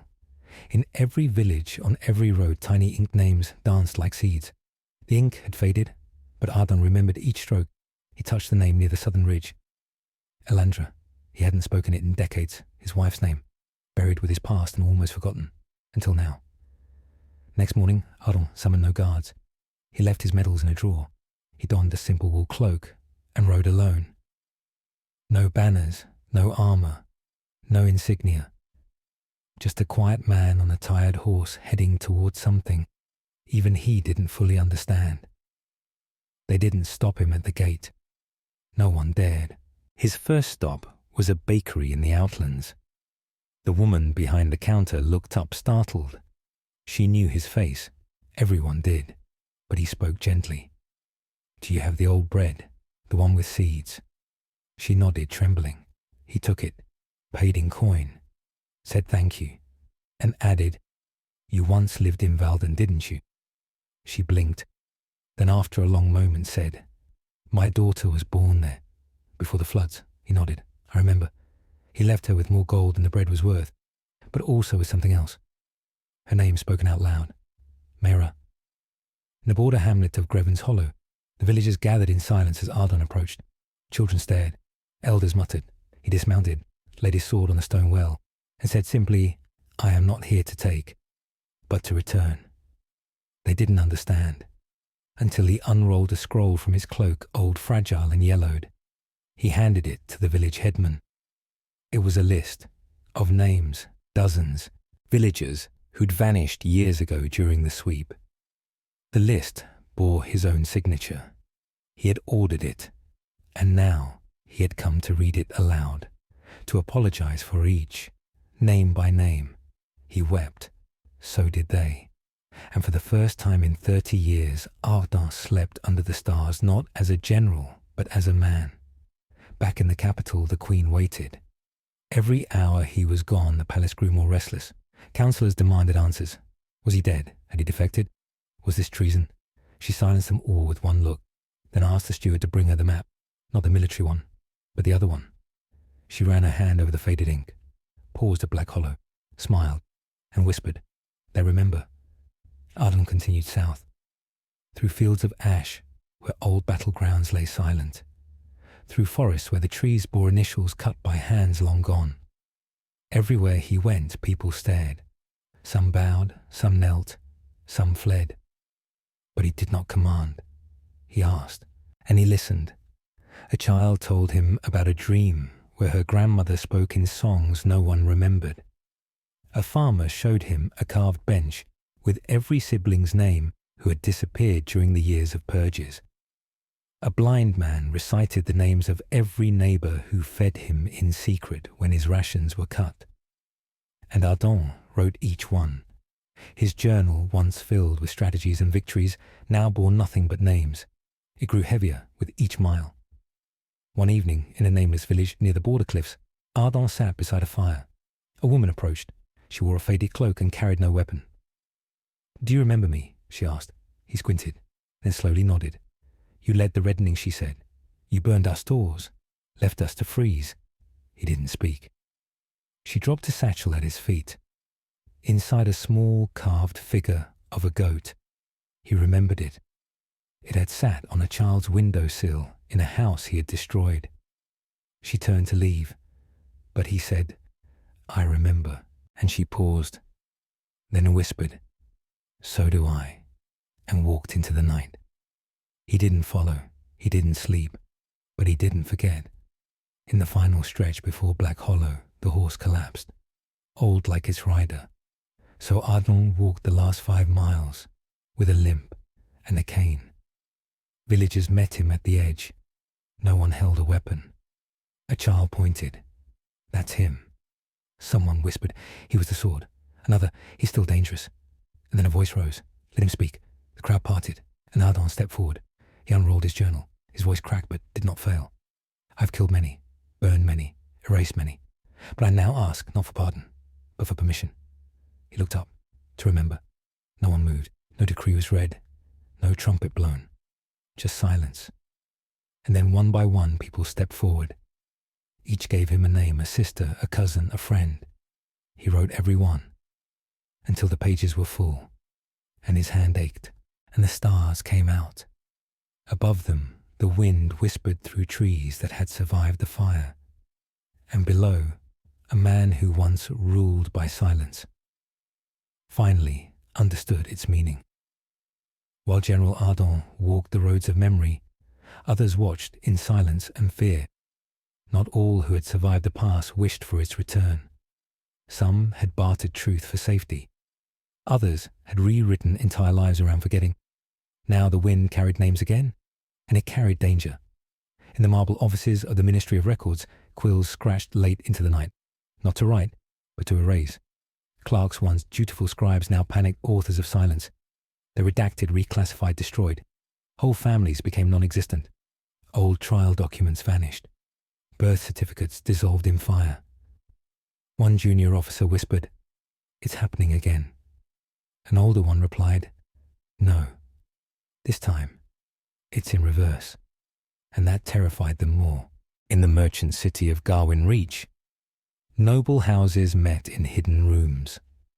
House Revon, long profiting from reallocations of orphaned land, debated what to do. If the people begin reclaiming their names, one lord hissed, they'll reclaim their farms next. A younger voice asked, "What if we confess before they come?" The room fell silent, and then laughter. Not cruel, just tired. "You still believe there's a they," said the matron, "but it's not they anymore. It's everyone." In the northern port of Dern's Anchorage, a retired captain named Solon paced his home. He had once overseen shipments, not of goods, but of exiles. He remembered the faces, all of them. He had drunk for years to forget. Now names scratched themselves into his walls. He didn't know who wrote them. or why, but every morning another was there. One day, he found his own name. He stopped drinking. In a manor near the eastern range, a woman known as Lady Farah awoke to find children outside her gates, not yelling, not protesting, just standing, holding small stones, each stone painted with a name, dozens of them. Farah had once been a judge, harsh, efficient, obedient. Now retired, she raised goats and read poems. But the children did not care for poetry. They placed the stones on her lawn and left. That night, she placed candles beside each and whispered, "Forgive me." Back in the capital, the Queen stood before the royal mirror, a towering relic of the old regime. Behind her, advisors argued about uprisings, about records, about control. She didn't listen. She stared into the mirror, and for the first time, she saw herself as others might. Not a ruler, not a savior, just one more link in a chain of decisions, some right, many wrong. Then she turned. To forget is no longer an option, she said, but to remember must be a choice. And with that, she signed the decree of returning names. No one cheered, no one wept, but something shifted. News travelled slowly in the outer marshlands, but not this time. By dusk, farmers in the Mirelands heard of it. They stopped tilling, gathered in barns, and one old woman, nearly blind, stood and asked, "Does that mean I can call my son by his real name again?" The answer was a whisper yes. She collapsed to her knees, and the barn sang, not in joy, but in release. In the high monastery of Wimbell Peak, the monks retrieved scrolls hidden for generations. They recited forgotten genealogies, not because they believed in blood, but because memory itself had become sacred. One monk wrote, "Each name is a candle, and we are the keepers of the wind." Not everyone welcomed this flood. In the underground court of Chancellor Marek, an emergency council convened. "We must regain control," he said. "This is not justice. This is disorder in robes of poetry." His generals agreed, but his spies were silent, because even they had begun to remember. One had found her sister's name scrawled on a chapel step. Another had heard his own mother singing a forbidden song in sleep. Memory, once a weapon, was now a wave, and waves did not ask permission to rise. In a village rebuilt from ashes, a blacksmith named Varel opened a chest sealed 20 years. Inside a child's toy carved from driftwood, a letter he never sent, a pair of shoes he swore were burned. He sat for hours, then took hammer and iron, forged no sword, no tool, just a plaque with one word, Alan, his son's name. He placed it above his door, not as a monument, but as offering to time, to grief, to hope. Far to the west, in the wandering valley of Selna, a girl who had never known her parents dreamed of a tree. It bore no fruit, only names. The bark whispered when she touched it. She awoke crying and drew the tree in dirt. When her grandmother saw it, she turned pale. "That was your mother's dream," she said. The girl blinked, and for the first time felt the weight and gift of remembering something she'd never been told. Meanwhile, Arden reached the city of Bryn's Gate.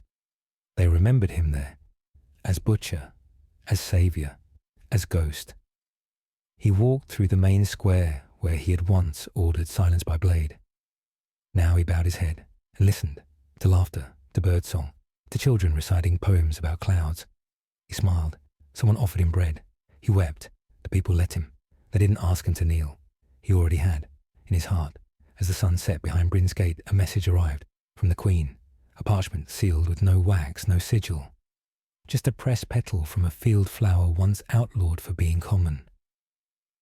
Arden opened it. Inside 2 words, "Thank you." He folded it carefully and placed it among his journal's pages, where it would live, beside all the others. The names were returning, not as soldiers, but as seeds, falling gently into soil made ready by grief and rain and time. And something else, hope. The names returned like spring rain, soft at first but persistent, and like rain they woke seeds. But these were not seeds of memory. They were seeds of hunger, for justice, for place, for voice. In the cobbled streets of Andris Hollow, a boy named Merrick stood beside the old pillory. The wooden stocks had not been used in 20 years, but they remained a silent reminder of what happened to those who spoke too soon. Now Merrick stood on them, not in shame, but in defiance. He read names, loudly, the names of those imprisoned before him. His voice cracked, but he did not stop. Others gathered, first 10, then 50, then 100. The mayor sent guards, but they paused at the edge of the crowd. One whispered, "That's my aunt's name," he just said.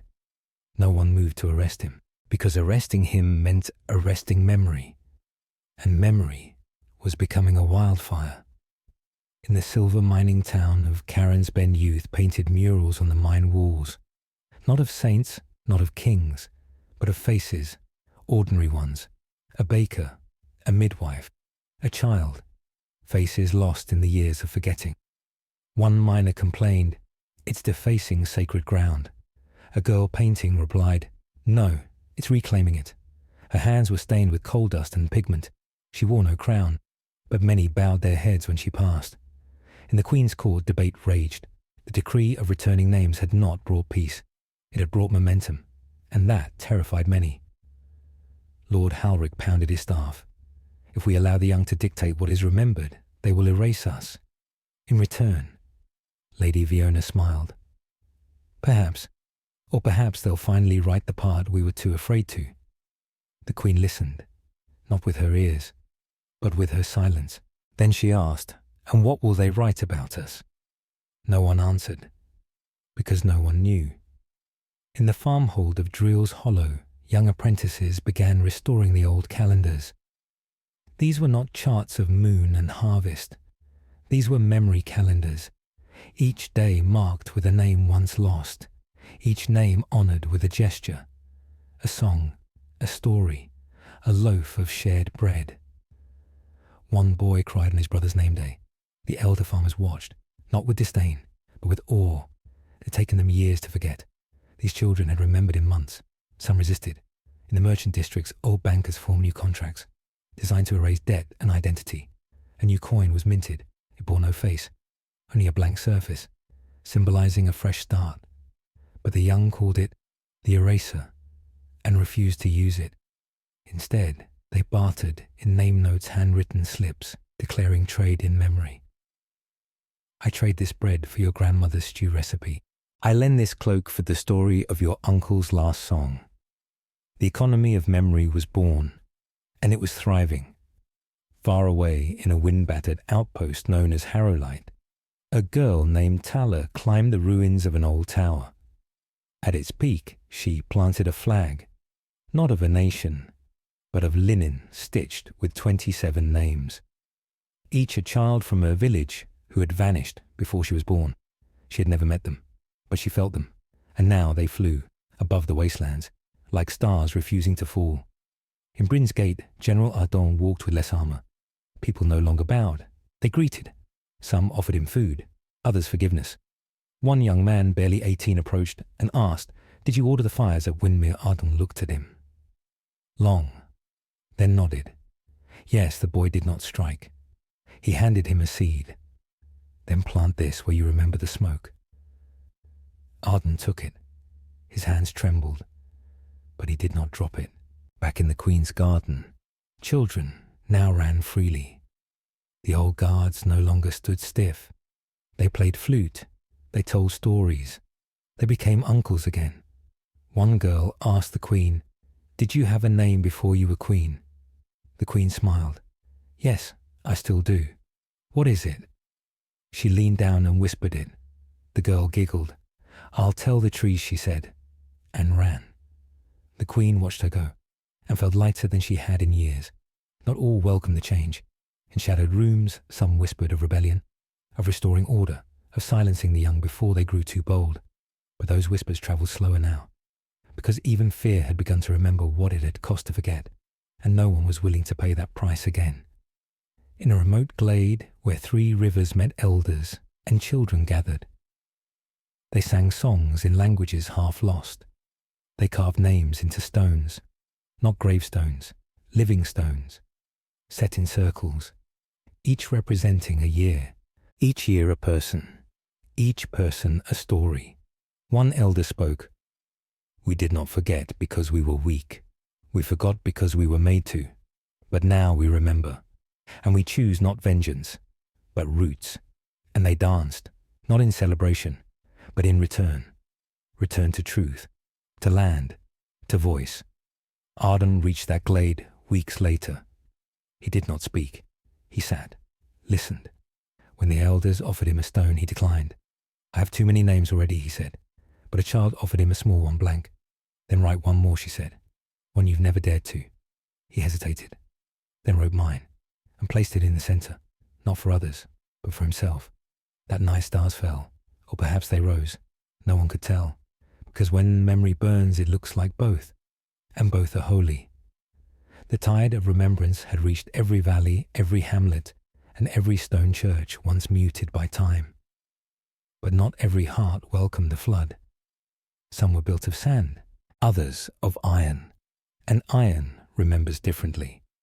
In the citadel of Velga high above the river, Yorn Chancellor Belrad sat in a room of mirrors, not to admire himself, but to study how quickly truth could be bent.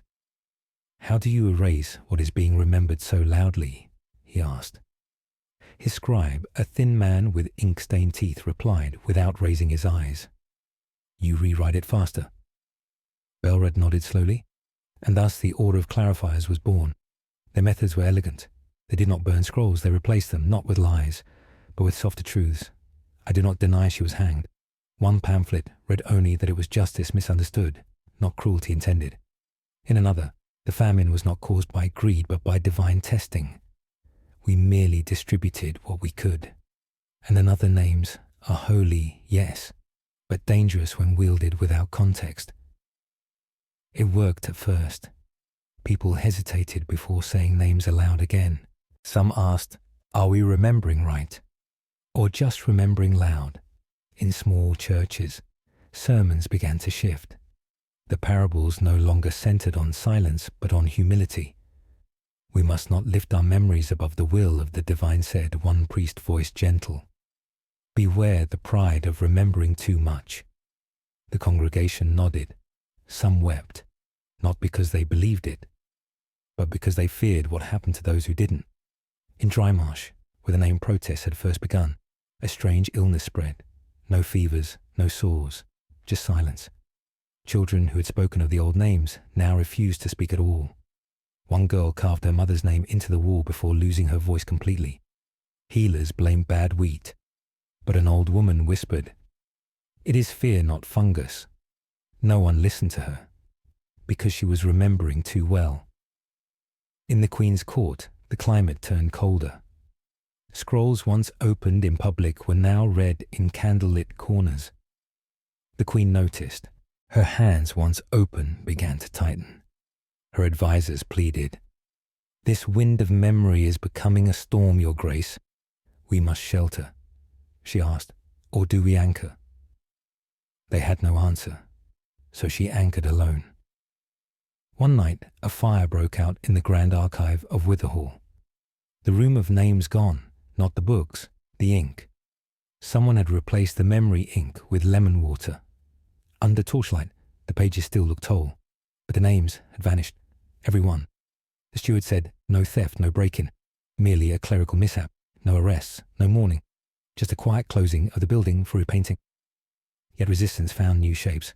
In the wheat fields of Torvin, farmers began planting in patterns. From above, the row spelled names, not in letters, in shadows, seen only at dusk. When questioned, one farmer shrugged. It's just how the wind blew the seed. But those who walked the fields wept, because they knew the names. They always knew. In the mining pits of red-glassed children hummed new songs. No words, just tunes, but each note was matched to the syllables of a forbidden name. The guards could not punish melody, but they began to fear it, because every time they heard the song, their own names echoed in it, and no one wants to be remembered for the wrong reasons. Chancellor Belrad struck harder. He passed the Act of Harmonic Unity banning unsanctioned memory assemblies. Teachers who used unauthorized ancestral materials were removed. Poets vanished. A miller's wife was arrested for baking loaves shaped like letters. She claimed that they were just sweetbread, but when sliced they spelled her brother's name. 10 years in the tower, no trial. In response, a quiet army formed. They called themselves the Keepers of Grain, because they worked silently, in fields, in kitchens, in songs. They sewed names into seams, spoke them into wells, braided them into children's hair. They fought not with swords, but with the stubbornness of memory. Tala, now older, returned to her ruined village by the salt cliffs. The flag she had planted years ago was torn, but still flying. She repaired it, not because it needed to be whole, but because she refused to let it go. She found children there, orphans mostly. They asked for stories. She told them names, only names, and they repeated them until they felt like lullabies. In a hidden garden beneath the Queen's Keep, a meeting took place. Lady Fiona, General Ardon, a librarian named Thren, and the Queen herself. They had no minutes, only silence. Then the Queen asked, "How do we stop forgetting again?" Thren whispered, "You don't." Ardon said, "You name it." Lady Fiona said, "You risk being hated for it." The Queen nodded and gave orders to reopen the old theatre, not for plays, but for memory readings. The first was poorly attended. The second, less so. By the seventh, they had to turn people away. But Chancellor Belrad was not done. He unveiled the Reclamation Ledger, a list of safe names pre-approved for celebration. He called it the Book of Blessings, and at the top of the first page, Belrad's son of Eldric Speaker of Unity. Below that, a blank page for the Queen. She refused to sign, and that refusal became legend. In secret, the Queen visited a field, one lined with stones. At the center, a small stone with a single word, mine. She sat beside it for hours and wept because it was not her name, but it was her truth. And truth, she had learned, needed space to breathe. And in that space, the young kept remembering, even when told not to, even when punished, even when mocked.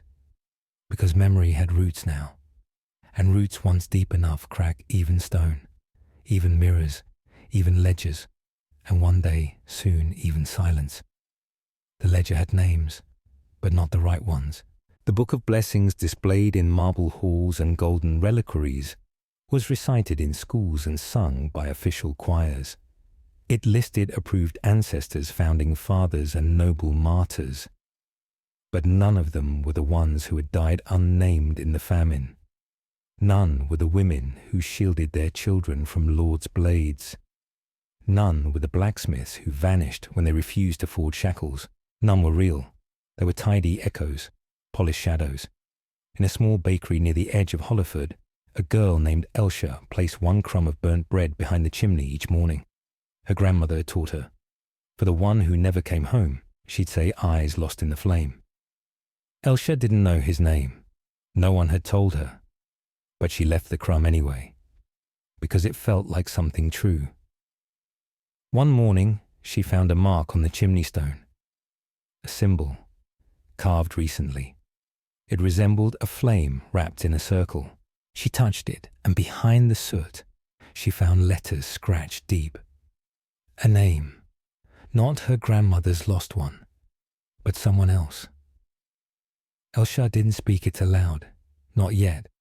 Instead, she etched it into the crust of her next loaf and gave it to the traveling trader with a crooked smile. He took it and kept walking. By nightfall, 3 more homes had similar carvings. The Quiet Rebellion had no generals, no banners, no chants. It had bread, it had symbols, it had memory, and it spread. In the high walls of Endrim, a cartographer named Morin began drawing maps with roads that no longer existed, paths to villages that had been erased by decree. He labelled them with faded ink. When asked why he bothered, he said, because they existed once. But no one goes there anymore, a guard mocked. Morin shrugged. Maybe one day they will. And people did. Some went on pilgrimage. Others brought soil back in jars. One woman sang to the empty fields, naming the children who once lived there. No one stopped her. because no one had orders to. Yet, in a monastery where books were chained to stone, a young monk named Rouen unlocked one. He had stolen the key. Inside was a scroll called The First Mouth. It contained over 1,000 names, all in ink that shimmered when breathed upon. Breath was required. Memory was breath. He copied it by candlelight, then buried the original beneath the roots of a thorn tree outside the chapel wall. He told no one. But 1 week later, another thorn tree bore a ribbon, and a third, and then 10. A forest of thorns rose. People called it the Whispering Grove. Each tree had names carved low where only children could read them. Meanwhile, the Order of Clarifiers declared new laws. Unauthorized naming became a felony. Memory gardens were bulldozed. All flower production had to be registered and approved. But flour disappears, and names hide, and even bricks remember if you scratch deep enough. In the village of Garlow, a midwife named Jessa began renaming babies. She gave them 2 names, one for the ledger, one for the truth. She whispered the second name into the newborn's left ear and instructed mothers to hum it once a month, so the name would not vanish. No records existed of this practice, but in years to come, when the ledger children grew, many would turn left when someone called a name not written anywhere. Back in Velgar, Chancellor Belrad felt it. Not panic, not yet, but pressure. He called it cultural dissonance. He summoned the Queen. "You must make a speech," he said. "Reassert the unity. Praise the ledger." The Queen declined. "Then we must act without you." "You already are," she said, and left. Belrad's new weapon was not fire, it was amnesty. He offered pardon to anyone who confessed to memory offences. Come forward, and your slate would be cleaned. Entire villages signed. Names were surrendered for peace, but peace did not come, because even those who betrayed the names could not forget them. And forgetting burns worse than remembering. In the city of Brindle, a statue was erected. It had no face, no plaque, just a single word on its base.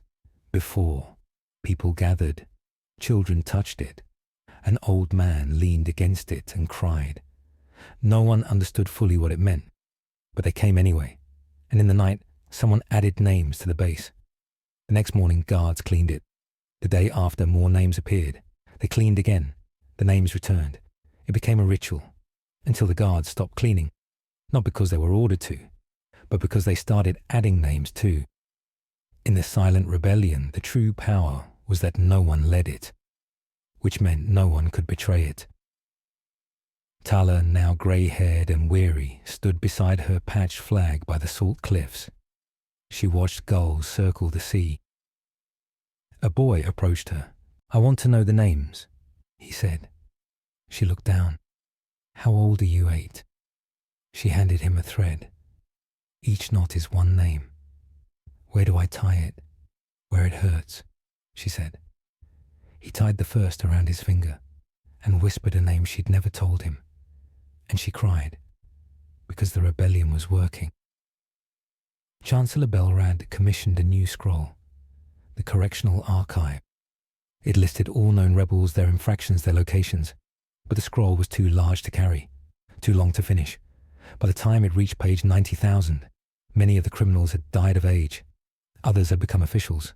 One was a bishop, 2 were royal cooks, and so the archive was sealed. In the end, Belrad didn't lose power. He lost meaning. He gave speeches, and no one listened. He made decrees, and they folded into paper boats.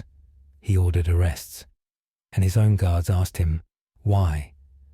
And so the quiet rebellion did not end in fire. It ended in remembering, in gardens, in loaves, in names whispered at night.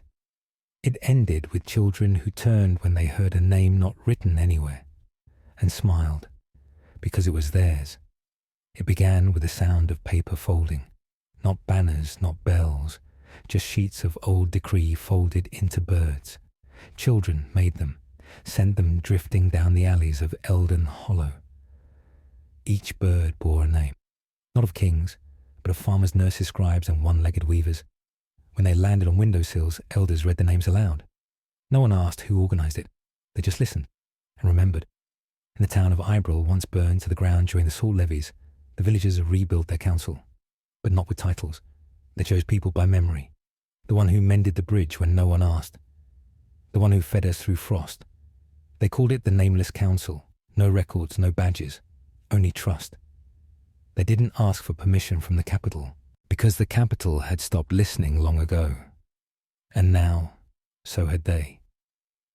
In a dusty library beneath a former tax hall, Elsha, the girl with crumbs behind chimneys, now grown led a gathering. Not of priests, nor rebels, just listeners. Each person brought one forgotten name. They spoke them into a bowl of water.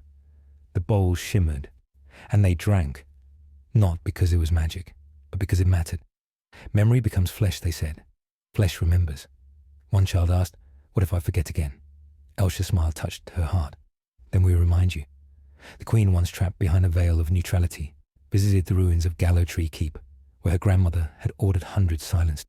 She knelt, removed her crown, and whispered one name, Miren, a name erased from the ledgers. A sister buried beneath orders and silence. No cameras, no heralds, just her, the stones, and the wind. A boy watching from the distance dropped a daisy at the path behind her. The next morning, there were 100. Chancellor Belrad was gone.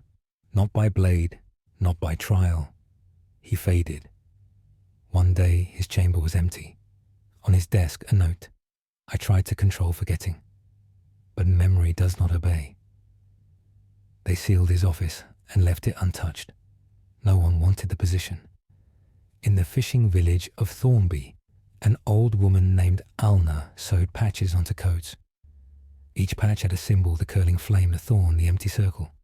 When asked what they meant, she'd say, "These were the ones who walked before us. But why wear them? So they walk again."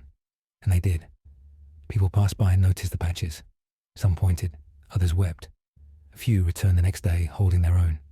By the river, Asriel, a bridge had long since collapsed. Too costly to rebuild, said officials. But one morning villagers arrived to see wooden planks laid, then rope. By noon the first person crossed. By dusk the bridge was whole. No names were signed, no photos taken. Just a stone placed at the entrance. For those who carried more than their share.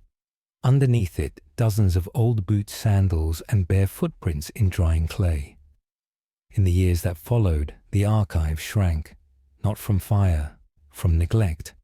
Clerks, once strict, now offered visitors tea instead of questions.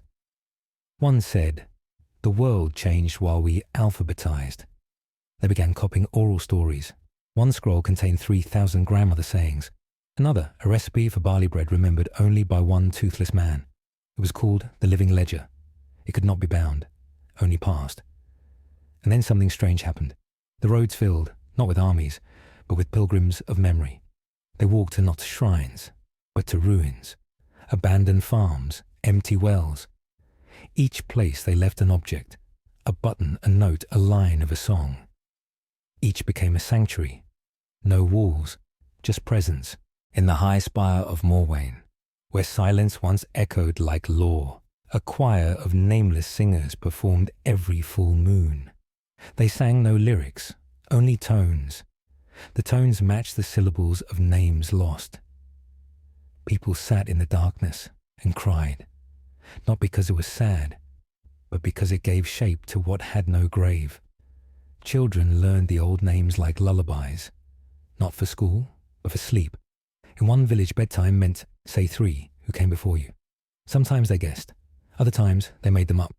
And even then, even the made-up names mattered, because they kept the fire warm. One morning, Elsha received a message. A small girl named Nera had folded it into a bird and sent it from the cliffs. The note read, "I don't know any names, but I think I will one day. When I do, can I give it to you? Will you keep it safe?" Elsha, tears stinging, folded her reply. "I already am." She placed the paper inside the wall of the bakery. Years later, when the bakery became a school, the bird remained, and every year a child added another, until there were thousands. The walls hummed when the wind blew through, and people said, "The names are flying still." It began with stillness, not revolt, not noise, just hands, dozens of them, calloused, crooked, wrinkled, young, resting on tables, on tools, on soil, not clenched in fists, not lifted in prayer, just still. The gathering took place in the hollow basin of Renmore, once a battlefield, now softened by moss and stubborn grass. No invitations were sent, but they came. Farmers from the burned edges of Eldon Hollow, midwives from storm-wrecked coasts, widowed bricklayers who spoke in quiet nods. They brought nothing but stories and stones. Each placed a stone in the centre. Each spoke a name into the wind. There was no leader, only silence. And silence accepted them all. Thomas of the River Bend, once branded a deserter, stood up trembling. "My father's name was Yourcell. He stole bread from a lord's table once, not for greed, but for my sister." He looked down. They hung him, then struck his name from the family slate. For years I thought he deserved it. He placed his hand on a stone, but I remember now, the way he hummed when carving spoons, the way he wrapped my feet in wool when I slept. A woman whispered, "Then Yourcell walks with us now." A murmur answered, "Les Josel walk. They were not gods, not judges, just rememberers." A girl no older than 10 came forward dragging a wagon filled with broken shoes. She said nothing, just pointed. A man counted softly, 23 pairs. Another corrected 24. "That one's missing a heel." The girl nodded and placed the smallest shoe in the centre. No one asked whose they were. They didn't need to. They belonged to all of them now. At dusk, the wind carried a low moan, not of pain, but echo. They turned towards the cliffs. There stood a man in scholar's robes, tattered and smoke-smeared. His name was Falden. Once a keeper of city ledgers, he had burned them, not in rage, but in mourning. I kept names that weren't real, he confessed. Kings who never tilled, barons who never bled. But I forgot the hands who built every road I walked. He held out a scroll, blank. He dipped his finger in soil, wrote a single word mirror, then passed it to the next. And so it became the first page of the soil ledger. No ink, no calligraphy, only earth and truth. They built no monument in Renmore, only a long bench, carved with notches. Each time someone remembered a name, they added one. Years later, the bench curved like a river. Children ran their fingers along the notches, whispering guesses. Maybe this one's for Keren the goat midwife, or that one's for Berlin, who planted oats upside down because he was dizzy. The guessing became ritual, and even wrong guesses became part of remembering. Elsewhere, the world kept spinning. In the capital, the tower still rang with doctrine. The nobility issued decrees about land usage, harvest quotas, new taxes for bridge repair. But no one listened, because the bridges had already been fixed, quietly, by those who lived nearby, without permission, without ceremony, just hands, still when needed, steady when time came. In the burnt orchard of Lawnfall, saplings grew between ash. Each tree had a ribbon tied to its stem, each ribbon a name. When the wind blew, the trees whispered them in rustling syllables. A boy asked, "Do trees remember?" His mother answered, "Only when we do." The boy nodded solemn and tied a new ribbon, with no writing, just a thumbprint. The nameless council spread, not by command, but by curiosity. People asked, "Who governs your village?" The answer, "We do." What if there's conflict? We sit, we speak, we remember. But what about laws? We write them in stories. And if someone breaks them, we tell their story too. There were those who scoffed, who called it peasant romanticism. But when floods came, it was the nameless villages that stood together. They didn't wait for orders. They passed buckets, raised barns, took in strangers, because memory did not recognize borders.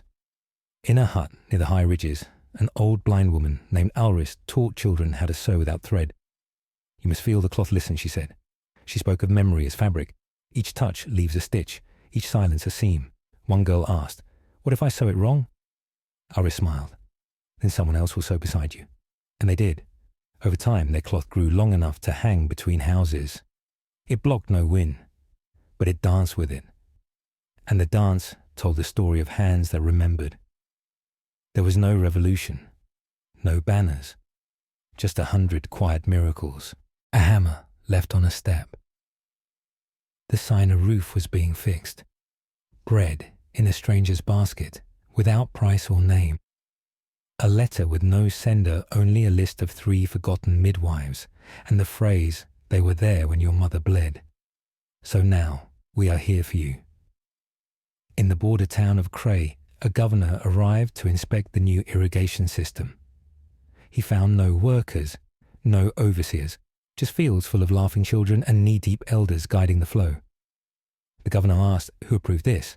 A girl responded, "We did. But where are your engineers?" She pointed at her grandmother. She remembers where the water used to run. The governor left that evening silent and did not return. One day, a rider came. He bore a seal from the crown. He carried a scroll declaring the names of all citizens must be inscribed anew in the king's book. He read this in a village square. No one stopped him. But as he read, people brought out bowls of water. One by one, they whispered names into them. When the rider finished, he was offered a bowl. He hesitated, then asked, "Whose names are these?" A woman replied, "The ones your scroll forgot." He drank and wept, then rode on without taking the scroll back. And in Renmore the bench grew longer, the soil ledger thicker, the names louder, not in volume but in presence. When a traveller asked what this was all for, Elsha stood and said, "To make forgetting harder." That night the wind shifted, not harsh, but certain, as if the land itself whispered, "I remember you." The king died in his sleep. There was no battle, no illness, no prophecy, just silence. A servant found him, with eyes half-lidded, a goblet tipped over, and the royal seal resting on his chest like an anchor that had lost its sea. Within hours the bells rang in every stone tower of the capital. Crimson banners dropped from the balconies. Clerics dusted scrolls, nobles rehearsed grief. But outside the palace, no one noticed, because by then the people had already buried the king in their hearts. Years ago, not in hate, but in absence. There was no mourning march in the fields of Darnley, no black cloth over doors in the villages near Greyhill. Instead, a small group gathered in a clearing. They weren't there for the king. They were there for Mira. She had died that morning, a potter, no children, no land. But every home in her village had a cup or bowl from her hands. "She made the shape of our thirst," said an old man, and they buried her with the clay she never used. Back in the capital, a crisis was forming. The king had no heir, or rather too many. 7 cousins, 3 illegitimate sons, 1 foreign nephew. All declared themselves rightful. All summoned scribes. Each printed new seals. The Treasury House flooded with petitions, each one more frantic than the last. But when they sent orders to the countryside to gather oaths of loyalty, something strange happened. No replies came. No couriers returned. No rebellions. Just quiet. In the village of Brayfern, a rider read aloud a decree from Lord Halvan, claimant to the throne. He demanded harvest quotas, military conscription, and reaffirmed obedience to crown and creed. A boy interrupted politely. "Which crown?" The rider faltered. Then the boy asked, "And which creed?" Another added, "We already gave our wheat to the storm-burnt valley, and 2 of ours are helping the ridge folk dig a well." The rider asked, confused, "By whose authority?" An elder replied, "By Mira's, by Thomas's, by the shoeless girl." He pointed to the names carved into the wood of the village hall. "They walk with us." The rider left. He did not return. Meanwhile, in court chambers thick with velvet and sweat, nobles debated. "If they will not send grain, we will send soldiers." But the soldiers did not go. Many were already in those villages, no longer wearing armor. One baked bread, another taught letters. A third had married a miller's daughter and spent his days mending wheels. "You cannot command what no longer listens," an adviser whispered. The lords silenced him, then returned to their maps, carving lines into paper that no longer meant anything. In the mountains, a woman named Alwyn kept a ledger, not of taxes or punishment, but of songs. Each verse noted who first sang it, where, and what grief or joy gave it breath. She called it the living record. She wrote by firelight, listening to children hum lullabies their grandmothers claimed to have forgotten. When asked why she kept it, she replied, "Because when the last stone breaks, the melody will still carry." And it did. Down valleys, across rivers, into cities too proud to admit they were listening. One day, a man in fine robes came to the edge of the village of Dentra. He bore the sigil of a Lord Bevrin, self-declared monarch of the West. He was well-spoken, courteous, even generous. He offered coin protection trade packs. All he asked in return was allegiance. They sat him down, gave him stew, led him warm by the fire. Then the weaver spoke. "What would you protect us from bandits?" The man replied. "There are none here," said the cooper. "Famine. We trade with the low marshes. Lawlessness. We settle our own disputes." He looked around, realized there were no walls, no locks, only shared tools, and laughter. He left that night. No one stopped him. By midsummer, the capital had rotted from within. Too many claimants, too little wheat. The gold in the vaults meant nothing. The streets filled with rumors that the people had become feral, apostate, lawless. But when a small band of nobles finally rode out to investigate, they found clean roads. Wells with songs painted on the stones. Elders teaching children how to stitch meaning into fabric. And most unsettling of all, no fear. In the village of Norwin, the arrival of an envoy was met not with resistance but questions. "What do you remember of your father?" a child asked the rider. He blinked. He was a cook. What did he taste like? Taste like, yes. Did his hands taste of salt or ash or garlic? The man began to cry. He hadn't tasted his father's cooking in 20 years. He had forgotten. He removed his sword, laid it at the roots of the remembering tree, and stayed. In time, only one claimant remained, Lord Turen, Duke of Dalesreach. He did not claim divine right, only tradition. He rode to Renmore, where the long bench curved now like a sleeping beast.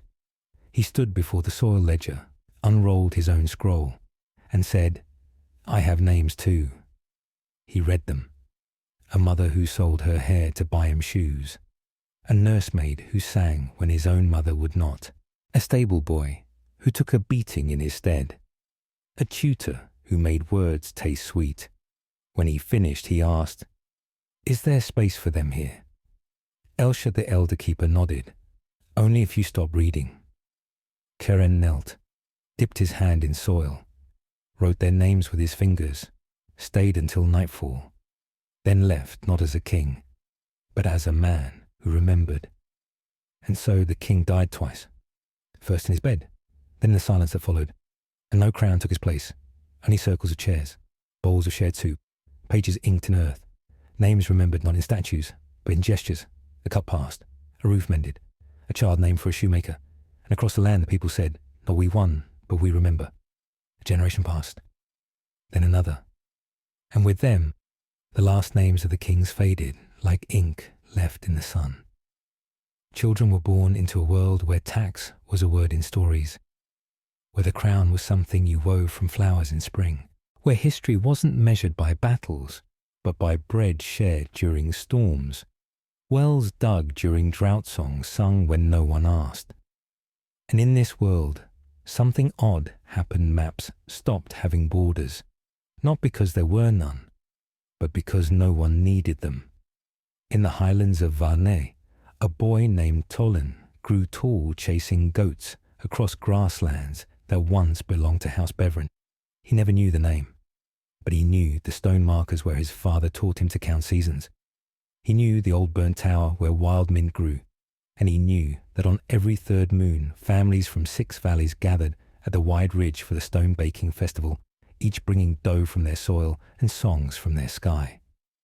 No one checked origin, only flavor. In the marshes, Mara stitched cloth dyed with swamp berries. She didn't know her village once paid tribute to Dalesreach. What she knew was that each thread her grandmother taught her held a story of hunger, overcome of hands held of salt traded for music. She began to mark her fabrics not with sigils but with weather symbols. A swirl meant the cloth had seen wind that week. A droplet meant it rained during the spinning. A sunburst meant laughter. When she sent her cloth to far places, people smiled when they saw the thread, not because of power, but because it smelled like someone had cared. One spring, a group of youths found an old chest buried behind an abandoned watchtower. Inside were rusted armor plates, faded maps, and a sealed scroll. The seal bore a lion. They opened it. It was a decree written in royal script declaring that the hill they stood on belonged to the kingdom of Elmore. They stared at each other. Elmore none had heard the name. They took the scroll to the village hall. The elders studied it. Then one said, "This is a beautiful lie." They hung it above the hearth, not as truth, but as memory, of a time when people thought land could be owned by ink, and they laughed kindly, then fed the fire. In the lowlands, where wheat bored under river wind, an old man named Cern taught writing. Not letters at first, but gesture. He asked his students to trace in air how their mothers handed them food, to mimic the curve of a father's hand smoothing hay. Then only then he gave them quills. "You must remember with the body," he said, "or the ink will forget." They wrote not rules but recollections, not punishments but promises, not kings but neighbours. Those scrolls would later be bound not in gold but bark, stacked in the first library without locks. Somewhere west, a woman named Alia built a road, not wide, not straight, but deliberate. It wove through 5 villages, and at each turn she planted a stone and carved a question. Whose hands made your roof? What song did your grandmother hum in the dark? Which silence did your father carry? When did you last forgive? What will you leave without a name? Travellers paused. Children added chalk answers. Pilgrims wept beside the stone that asked about silence. And so the road became more than stone. It became a reflection. One winter snow came early and hard. Whole valleys were cut off. The old systems would have sent lords with quotas, sheriffs with ledgers. But now, the ridge folk carved tunnels to the marshes. The river clans broke their storehouses and passed goods downstream. And in the highland, a girl lit a hilltop fire every night guiding travellers lost in the blizzard. She never asked who they were. Only, "Are you warm enough?" No one told her to. No one needed to. She had been taught by no decree, only memory. At the edge of the continent, there stood a lighthouse, long thought ruined. But one spring, its fire lit again, not to warn ships, but to remind. Inside the walls were covered in mud-painted names, no dates, no ranks, just names, some repeated, some with drawings next to them, a fish, a loaf, a braid.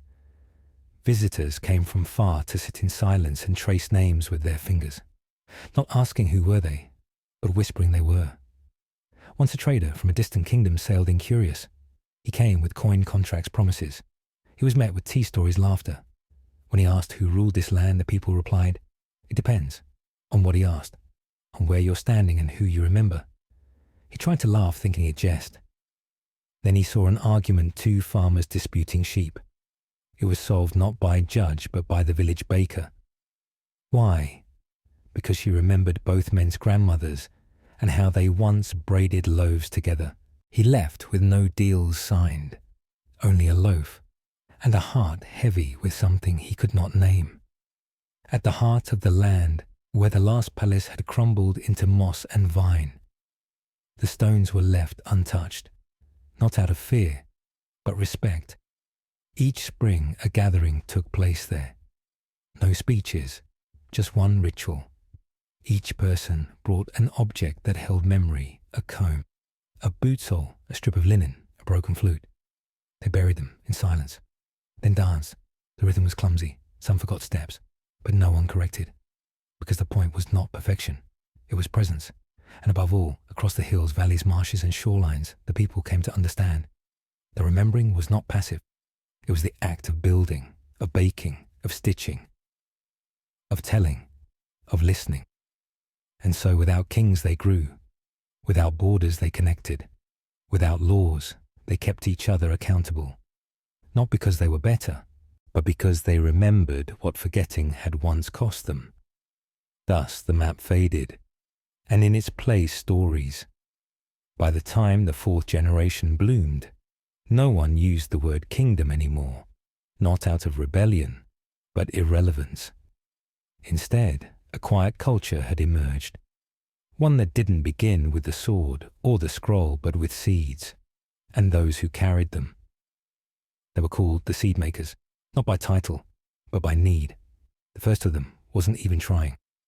A woman named Yelna, who lived beside a river bend, simply began to save seeds from the sweetest tomatoes her grandmother once grew, but instead of keeping them for her own field, she wrapped them in tiny cloth packets and left them in clay jars at way stations, trading posts, and even tucked beneath old oak stumps.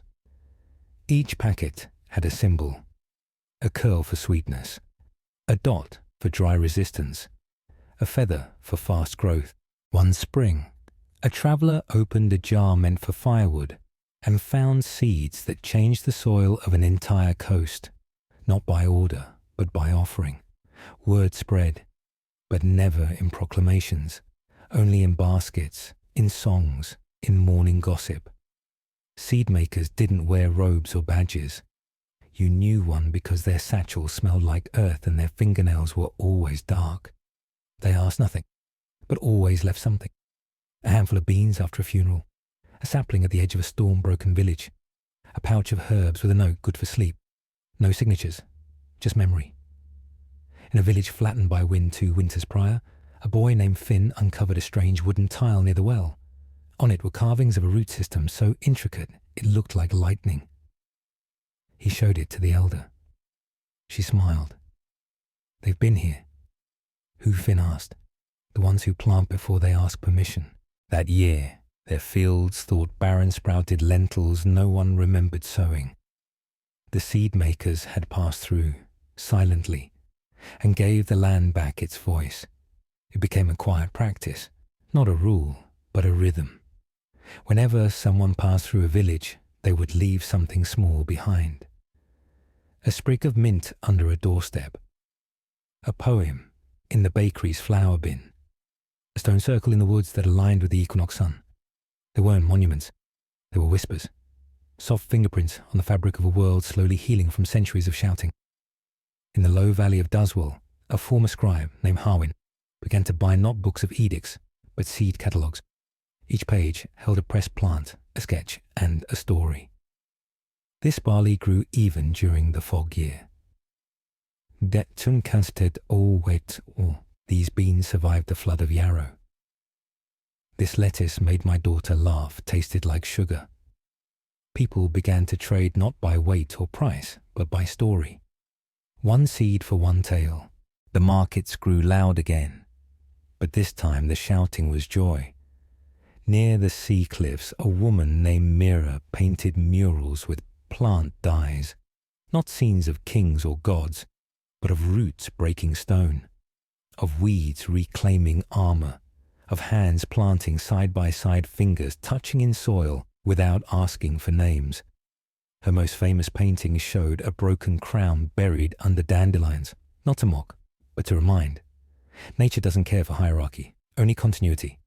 One summer, children began to play a game. They buried seed bundles in strange places, under old bridges, inside hollowed-out logs, behind waterfall spray, then drew maps with riddles. The idea wasn't to find the seeds, but to forget where they were, so that someday someone would find food without knowing it came from play.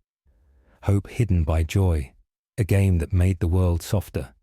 Eventually, someone tried to organize the seed makers, to record them, name them, make them efficient. They failed, because every time they tried to define the seed makers changed. Some became potters. Others taught songs that contained growing tips within the lyrics. One simply taught people to breathe better while digging. Their power was not in unity, but in diversity, not in central command, but in decentralized care. During the long drought, when 3 rivers vanished and wells cracked like old glass, no royal army came. No decree saved anyone, but seed makers arrived in pairs. They brought cacti and succulents, showed people how to store dew with stones and mourning cloth. They didn't fix the drought, but they turned death into delay, time enough for the rains to remember the land. And in that time, a question began to rise. If food could spread without conquest, if care could spread without clergy, if memory could spread without monuments, then what was power? Who needed it? Who benefited from forgetting that people could simply be kind? One autumn, a council gathered, not summoned, not formal, just a group of travellers and villagers and quiet wanderers who had crossed paths enough times to realise they were shaping something. No oaths, no agenda. Just one question. What now? An elder spoke. We've remembered enough. Now we must imagine. A young girl added, and teach that remembering and imagining are sisters, not rivals. So they lit a fire, told stories, not of war, but of wheat, not of thrones, but of thresholds. And decided without deciding that the future would not be written, but planted. Years later, the word seed maker fell out of use, not because it faded, but because everyone was one. They were the first generation born without maps. No borders marked in ink, no warnings of wolves here, lords there, only the sky, the soil, and the names of wind patterns carried by elders who spoke in weather instead of words. Children like Nerin, Laro, and Finn grew up without fear of tax collectors or passing soldiers. Their world was still hard blisters, toothaches, broken winters, but it was honest. And when something broke, it wasn't a punishment. It was a puzzle. Nerin could tell a thunderstorm was coming by the shape of ants near the orchard. Laro had a talent for weaving nets, not with rope but dried reeds and beetle thread. And Finn, despite his silence, could calm goats better than the village elder. Some kids learn to speak with fire, she once said. But those 3, they speak with time. The adults chuckled, not fully understanding. But they felt it too. This generation didn't want to rebuild the past. They wanted to outgrow it. There were no formal schools, but every village had a circle hour. At sunset, everyone who could walk sat near the common hearth or stone square. Elders told stories not of kings or wars, but of seasons, of mistakes, of what happened when grain was hoarded or when a river was forced to bend. The children asked questions no book had answers for. Why do trees grow when no one waters them? What happens if no one ever leads? Will we still move forward? No one gave certain answers, only more questions. And so thought deepened like roots. One day, Nerin followed a trail of moss she'd never seen before. It led her to an old wagon half buried in earth and ivy. Inside, clay tokens with symbols she didn't recognize. A sun with one eye. A spiral within a triangle. A hand holding an acorn. She didn't steal them. She copied them in charcoal. When she brought the drawing back, a passing stonemason said quietly, "Seedmaker glyphs, warnings and wishes," then walked on. No explanation, just presence. That night, Nerin buried one of the drawings beneath her sleeping mat. She didn't know why, only that she needed to. Laro, meanwhile, became obsessed with silence, not out of shyness, but because he noticed things others missed, like the rhythm of spoons when people were sad, or the way wind paused before bad news arrived. He once asked, "Do you think the world speaks more clearly when we stop?" Finn nodded. That was all. At 13, Finn refused to plant in the usual rows. He said the soil wanted spiral beds this season. Most laughed, but a few tried. And when the rest of the crops failed due to a late frost, Finn's spirals thrived, not because of magic, but because the spiral let warmth gather in the center. He didn't gloat. He just said, "I listened." There was no hierarchy among these youths. No one was leader, no one bowed. But when decisions came, like where to reroute the stream after the flood, or how to store surplus roots, everyone turned to them, not because they demanded, but because they offered, not with voice, but with attention. They began walking, not to explore, but to remember forward. That's what Laro called it. People say we remember the past, he said once. But I think we can remember the future too. We just haven't gotten to it yet. They didn't carry swords or flags, only pouches of salt maps made of song and a thick bone needle to mend what tore. Villages began to leave signs for them.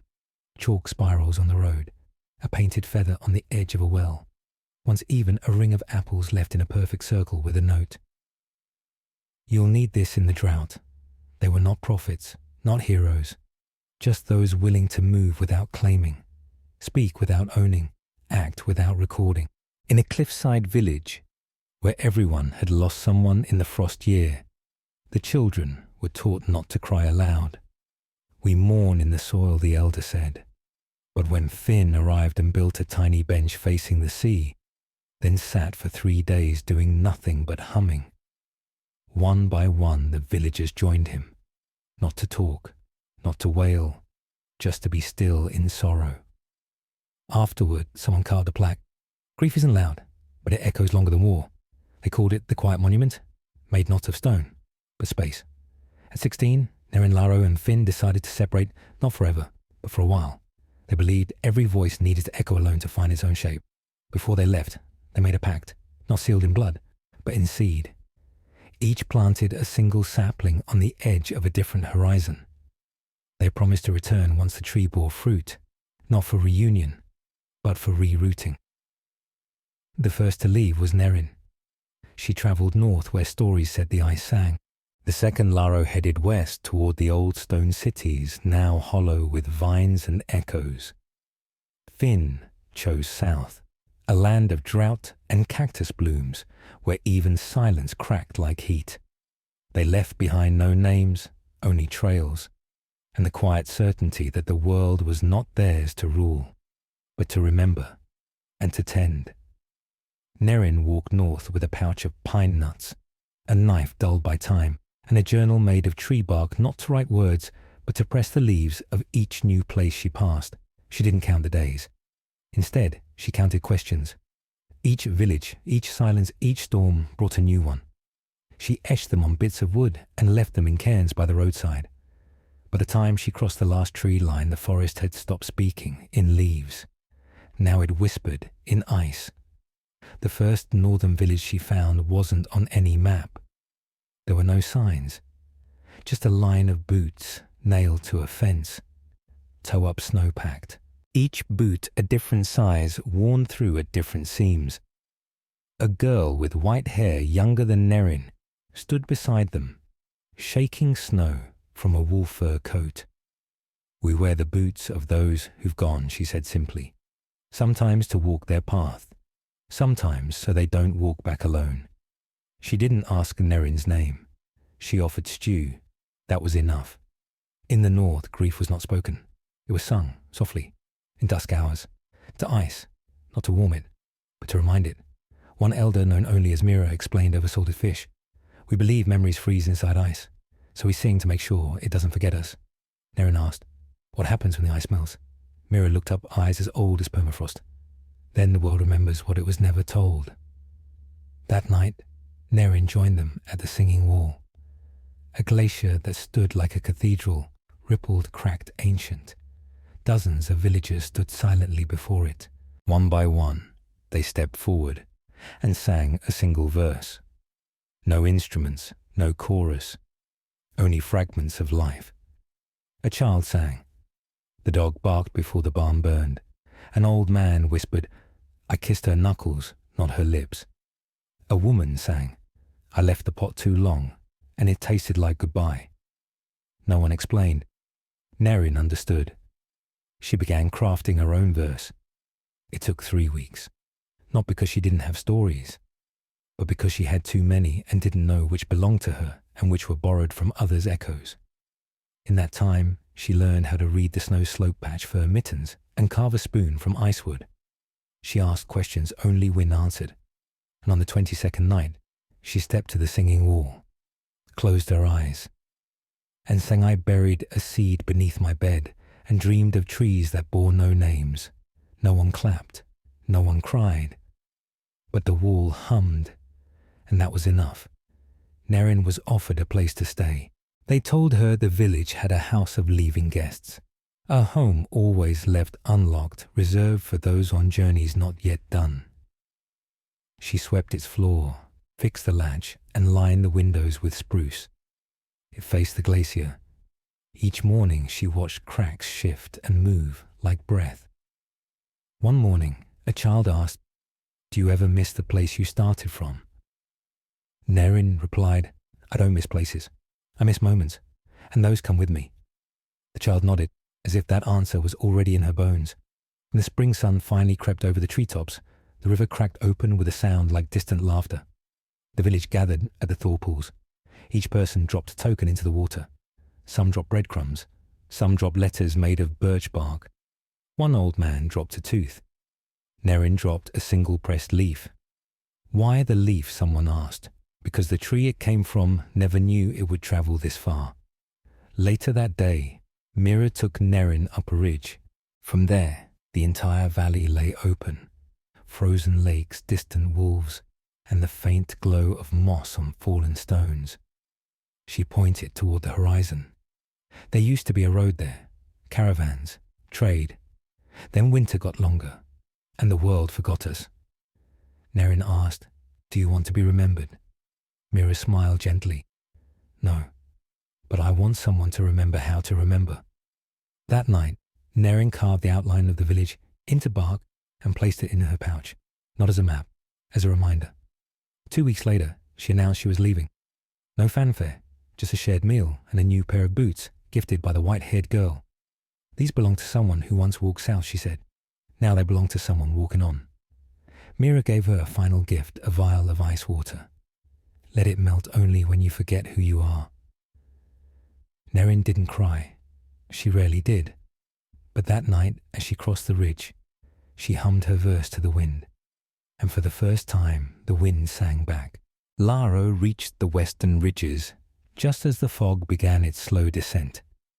He had been travelling for days, following an old shepherd's map drawn on leather that had dried and cracked like ancient skin. It pointed not to a destination, but to a silence. The kind of silence that lived between walls long since collapsed. The kind that knew how to wait. The first village he found had no name. Only stacked stones, crooked chimneys and doorways that opened to nothing. The wind passed through them like breath through broken teeth. A few birch trees had taken root among the ruins, their white bark peeling like forgotten pages. Laro stood still. He didn't speak. He listened, and the stones somehow whispered back. He found shelter in the ruins of a chapel, roofless, with moss carpeting the altar. Carvings of saints had long since faded, but the grooves remained. And someone, long ago, had buried clay pots of grain beneath the floor stones. The rats had eaten most, but one was sealed. He opened it carefully. Inside dried wheat and a small folded letter, no words. Only a child's drawing two stick figures holding hands beside a crooked house. He placed it into his pouch. Some stories were told in ink, others in silence. Laro gathered stones the next morning and began to rebuild one corner of the chapel wall. Not to restore it, but to hold space for memory. For hours he stacked carefully one stone at a time without mortar, just balance, an old technique his mother had taught him as a child, back when his village still sang, back before the fires. When he paused, he whispered the names of those he remembered. Not aloud, just to the stones. They would carry it better.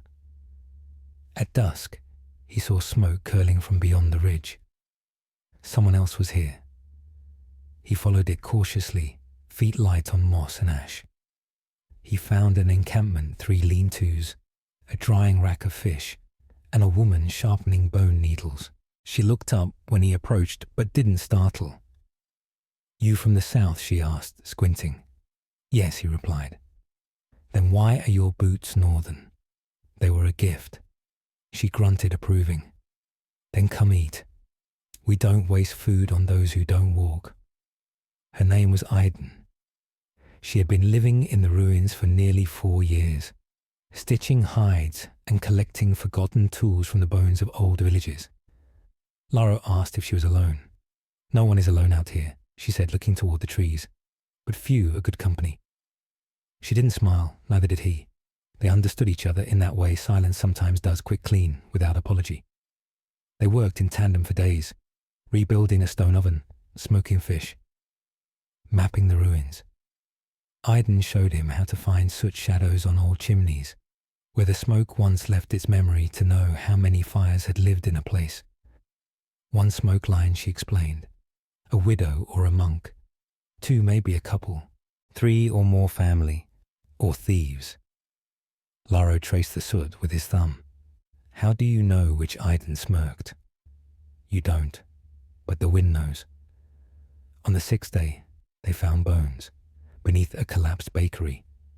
3 small skeletons curled together under a slab of timber, still wearing rusted trinkets, a bell, a broken clasp, a toy carved into the shape of a lamb. Aiden covered her mouth. Lara did not. Instead, he crouched and began to gather the bones gently. "We bury them," Aiden nodded. "Yes, but not with stones, with bread." She baked 3 loaves that night, each small, each plain, and when they buried the bones, they placed a loaf with each, letting the forest take the rest. No one should hunger on their last walk, she said. Lara began carving. Not names, there were none, but symbols. A lamb, a smoke curl, a circle open at one end. "What's that one?" Aiden asked. "It means unfinished." She nodded slowly. They usually are. As weeks passed, the village changed. Not back to what it had been that was gone, but into something else, something present. Aiden built wind chimes from broken spoons and hung them from the old well. Children, 3 of them, arrived one evening following a wild dog with a limp. Orphans, likely from a burned-out camp near the river bend. Aiden didn't ask questions. She gave them soup. Lara gave them quiet. That night, they all slept beneath the stars, together, but separately, the way people who've lost too much often do. Lara found an old journal behind a hearthstone. It had survived only because the ash had hidden it. Pages torn, ink blurred, but one phrase remained. The stones still whisper, and someone will listen. He copied it onto a plank and nailed it above the rebuilt chapel door. The children asked what it meant. "It means stories don't die," he said. "They just wait for someone to hear them again." The marsh lay to the southwest beyond the ancient elm belt, and the ridge line shaped like a resting ox. Locals once called it Wet Hollow, but no maps dared name it now. Too many had gone in whispering names of the lost. Too few returned with answers. Aiden packed for 5 days. She tanned 2 rabbit pelts into waterproof wraps, tied dried fish in woven birch bark, and poured healing balm made from comfrey and spruce into sealed acorn caps. Lara didn't stop her. He simply made her a new walking staff from an ash branch, tall, carved with quiet care. The 3 children watched in silence. None of them asked why she had to go. They already knew. One of the boys, the eldest, barely 10, had dropped the name Eldon Marsh in his sleep, a phrase only known to locals and survivors. "I'll bring them back," Aiden said, adjusting the pouches at her side. "If they're alive, I'll bring them. If they're not..." She paused. "I'll bring something." Lara nodded, then handed her a second satchel containing only 3 carved wooden tokens. A lamb, a flame, a smoke spiral. "You shouldn't go alone." "I have ghosts," she said, then disappeared into the fog. Wet Hollow did not welcome strangers. The air there was thicker, not wet, but sour as if the earth breathed from old buried lungs. Each step left no footprint, but took something else, warmth, sound, memory. Aiden moved like a shadow. She counted trees, then counted again. After 2 hours, she found the first marker, a cross of bones lashed with horsehair dangling from a willow limb. A warning, not a direction. She kept going. The marsh narrowed at midday into a channel of reed water and exposed roots. A heron stood still on one leg watching her.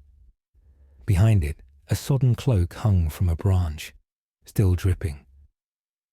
Aiden approached cautiously. The cloak was small, a child's, and caught in a nest of thorns. She freed it, wrung the water from its folds, and found a name stitched in crude needlework along the hem, Mihen. The name matched one the children had cried out during their first night at the camp. Iden's breath caught. She knelt and whispered into the fabric, "You're not lost. Not yet." Then folded it into her satchel. That night, she camped under a collapsed peat arch. She didn't light a fire. Too much smoke would draw watchers, or worse, echoes. In Wet Hollow, some said you could hear voices call back in your own tone, repeating only the words you feared most. She wrapped herself tight and whispered the names of the 3 children like a shield.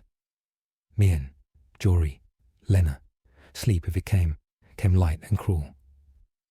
By the 3rd day, Iden reached the drowned village. Its roofs peeked out of the water like broken teeth.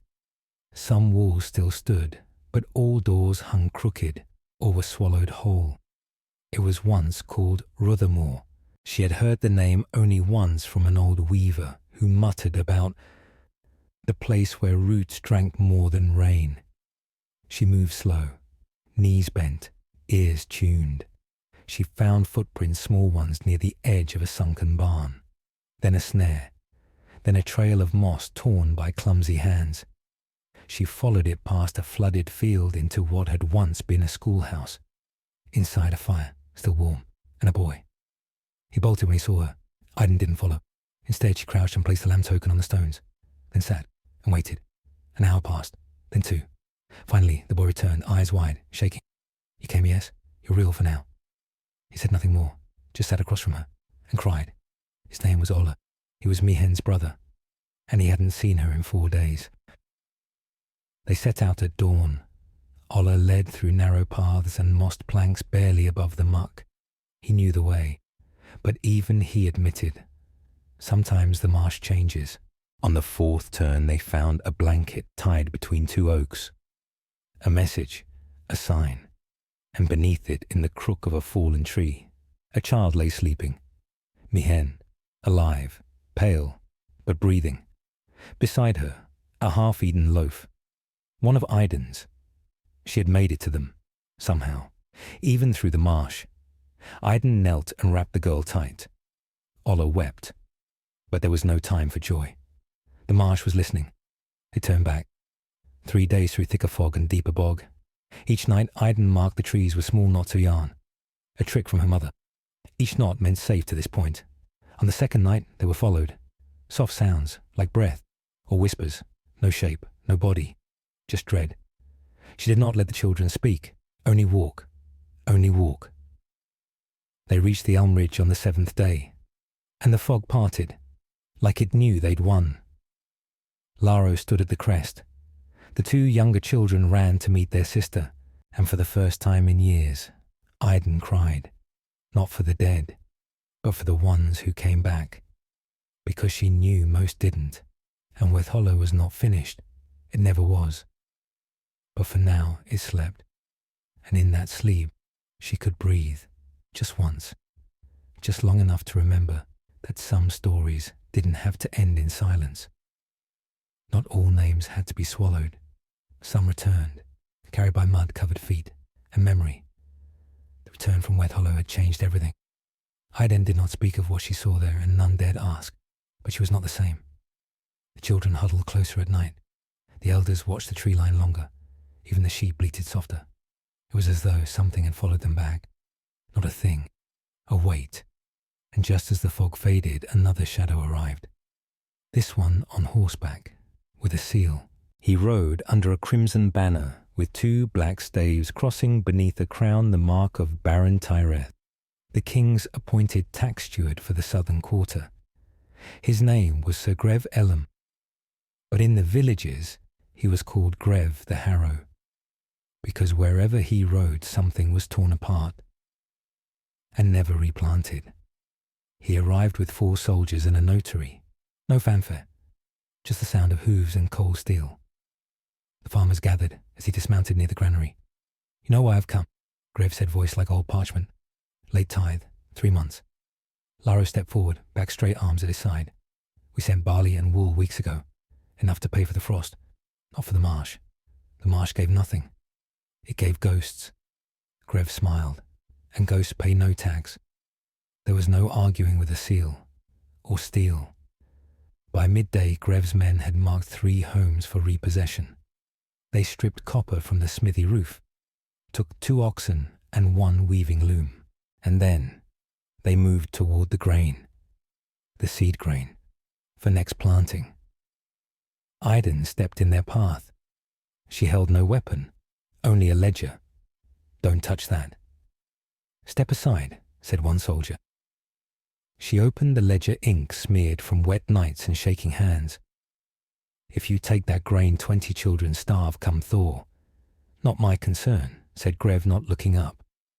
"It will be when no fields bloom and your tithe fails again." Grev blinked, then turned to his notary. "Take half. Half won't sprout," Iden said. "Then let them eat the silence they sow." They took the grain, left the barn half full, and the village half broken. But days after, no one spoke. The cold returned early. Thin frost snuck into water buckets before dawn. By week's end, 2 of the children fell sick.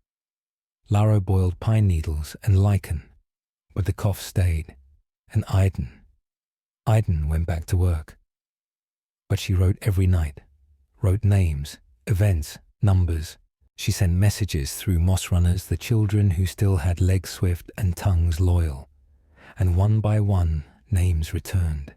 From neighboring hamlets, from old allies, from the weavers of Bitter Hollow, from the salt miners of Thurn Marsh. Grev had taken too much, not just here, everywhere, because his Lord Baron owed debts of his own, to the crown, to the church, to merchants of iron and wine. So Grev squeezed the land like a damp rag, and now the land stirred, not in rebellion, but in reckoning. By moonlight, Iden, Laro, and 2 others met beneath the stone bridge. They laid out a plan. Not war, not blades, but refusal. Next tithe would not be grain. It would be proof that would show the king's men what Grev stole, with records, names, ledgers, witnesses. And 3 casks of grain sown with ash bark spoiled useless to show the cost. But the plan needed time, and winter would not wait. The seed grain was halved, the land unforgiving, but they had people, and hands, and fire. The village began to turn its pain into preparation. They bartered with marsh folk for swamp radish and reed root flour. They tilled the frozen ground with pickaxes instead of ploughs. They gathered pine cones for tinder and traded carved figurines for salt lard.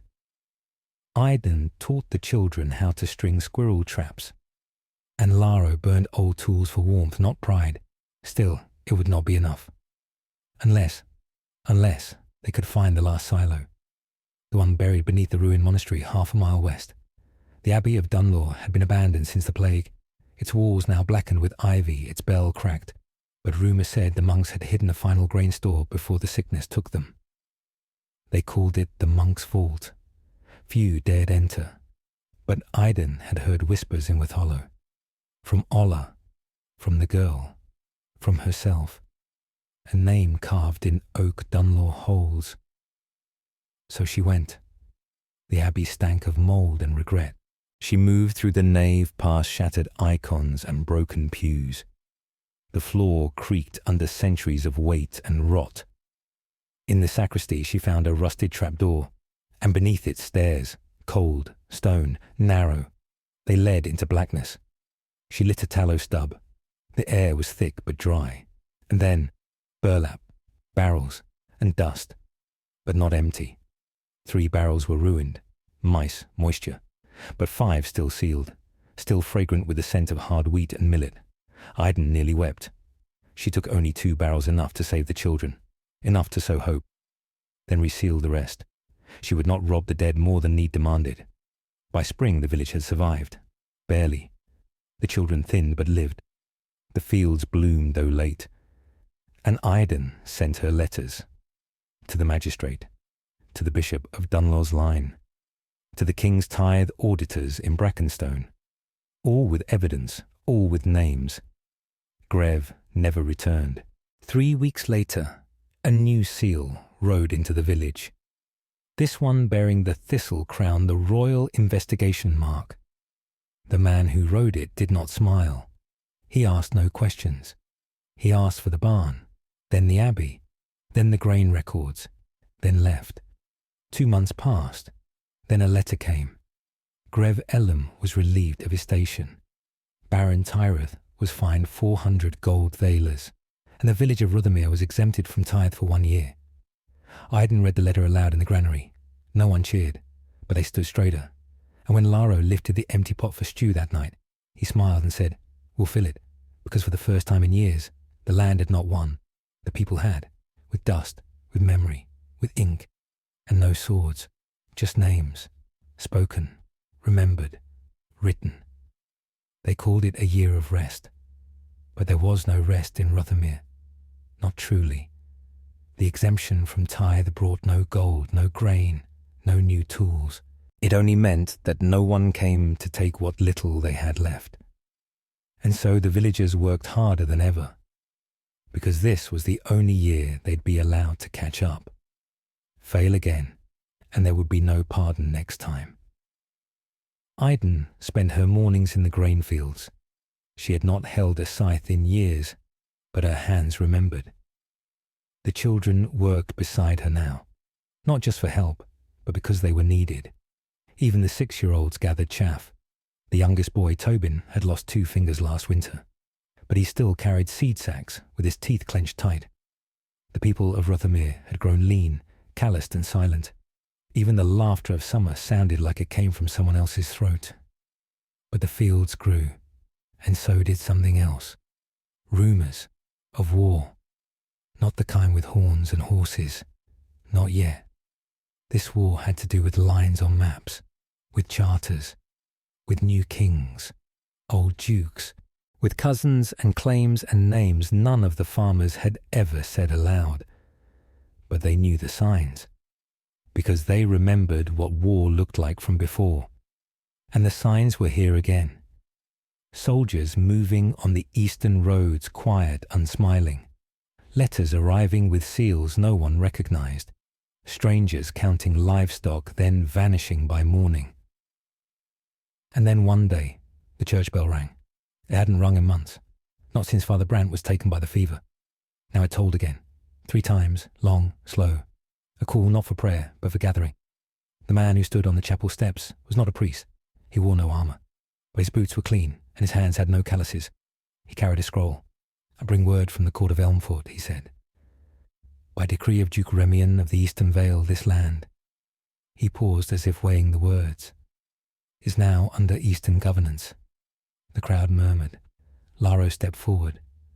"Ruthermere swears to the king. Always has." The man unrolled his scroll. "And yet the king has not replied to your tithe notice in over 6 months."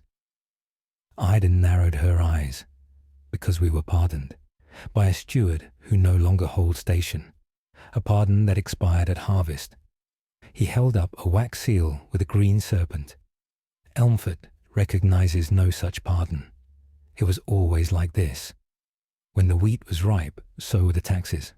When a village finally stood again, someone came to claim its bones. Only now the rules were changing faster than the crops could grow. "Your dues are now owed to Elmford," the man said. 2 wagons of grain, 1 per month. The crowd tensed. "We just replanted the spring fields." "We can't," a voice said. "Failure to comply will forfeit your right to pasture. And the stream will be diverted east." That silenced them. Water was everything. After the messenger left, the council met by candlelight. "This isn't tax," said Juna the weaver. "It's conquest with paper. They won't fight us. They'll just take until we give up," Laro muttered. "And if we don't pay," asked May the midwife, "they'll make an example. They always do. They want to break us without blood. They want the land, not the people." "Then we make ourselves valuable," said Iden. "Too useful to punish, too small to threaten, but loud enough to be noticed." That was when the idea took form. Not rebellion, not again. This was something smaller, stranger, a disruption, a wedge between 2 powerful lords that would make Elmford's claim so noisy, so public they had reached the crown's ears. Even a king could not ignore political embarrassment, especially if other nobles began asking questions. So the farmers became scribes. They wrote letters to every steward, magistrate, bishop, and tax auditor they could name. And they didn't just protest. They documented. They enclosed pages, counts of grain-stolen children, orphan priests, vanished maps redrawn without consent. They sent bundles of dried barley, labelled in both seals the king's and Elmfort's, as if to ask, which do we obey? It was not revolt. It was provocation. Weeks passed. Elmfort sent no soldiers, but they sent inspectors, men who asked too many questions and listened too little, men who examined barns and scribbled down numbers that didn't match what was real. One asked if the village had any young men fit for labour. The next day, that inspector was found at the edge of the stream, soaking, shivering, but alive. He said he'd slipped, but Iden saw the bruises on his neck. She said nothing. The game was dangerous. Letters arrived unopened, returned, but others were read. One came back with a black ribbon, a quiet sign from a city clerk in Brackenstone, "We see you." Another arrived from the Abbey of Ondel. Inside was only a single coin, an old thaler with the king's face. Not currency, a symbol, a warning, a hope. No words, no promise, but something had shifted. The scribes had read their message, and that meant someone was watching. Then came the fire. It started in the far barn. Dry hay, late wind. Some said it was lightning. Others saw a gloved hand vanish into the woods. 3 cows died. 1 girl was burned. May covered her arms in lard and prayers. She would live, but never move her left hand again. The barn and its grain were gone, and Elmfort sent no aid, only a letter. Rebuild quickly. The next tithe is due in 28 days. That night, the villagers gathered without lanterns. No vote was taken, no oath spoken, but all understood. This was the last line. If another cart came, it would not leave full. It might not leave at all. And so the people sharpened sickles not for wheat, but for warning. They dug ditches not to drain, but to block wheels. The blacksmith heated nails twisted into stars. Children carved whistles from willow to signal approach. Even Iden buried her ledger and ink beneath the hearthstone, wrapped in woolskin and waxed bark. If she fell, the truth would not. And yet the grain still grew, silent, patient, unaware that its weight could determine the fate of a kingdom, or a child's next breath. And far above, in towers, they would never see men wrote new names on old maps. One such name, scrawled hastily in the margins of a court charter, read, Rothermere pending acquisition. But Rothermere did not wait. They planted, they watched, they remembered, and they endured. The 28th day arrived, and no cart came, no clinking wheels, no sealed ledgers, no collectors with grey cloaks and crooked teeth, just the wind. And it was worse than if they had arrived. Because now the villagers didn't know what came next. Had Elmfort forgotten? Or were they watching, waiting, measuring how a village would behave in absence of command? That day, no one harvested. Even the children were told to stay indoors. Iden sat beside the barn ruins with a hoe in her lap, not for soil, for defense. By sundown, Laro arrived with news. I walked to Marin's Edge. That was 3 miles east. He sat sweat-soaked and hoarse. No carts passed the road. But I saw one group, 6 riders, watching, didn't speak, didn't move. Uniforms didn't wear any. They came 2 days later, not on carts, on horseback. 4 men and a woman dressed in dark brown wool. No livery. But Iden saw the blades hidden beneath their cloaks. They dismounted without a word, then entered the chapel. The village followed, except the children. Even they understood this was not for small ears. The woman stepped forward. I am Liz of House Caervan. I speak on behalf of the Reclamation Office of Elmfort. Her voice was cold, practiced, the kind of tone that does not seek reply. The Duke has reviewed your case and your letters. A rustle swept through the room. Due to procedural ambiguities, the current claim over Rothermere is to be suspended, temporarily. No one moved. No one dared cheer. They had learned to distrust good news, especially when it was spoken so plainly. But understand, Liz continued, this is not a pardon. It is a postponement. The matter will be reviewed during the Spring Rights Council. You are now under observation. She paused, looked around. Do you understand? Lara stood, and until then planted. So, pay only was asked by the Royal Tithe Office, no more, no less. And what if Elmford changes his mind again? She met his gaze. Then the council will know. That night, Iden didn't sleep. The official words were all there, carefully measured and double-tongued. But something about Liz lingered. Not just her authority, her accent. It was not Elmford's.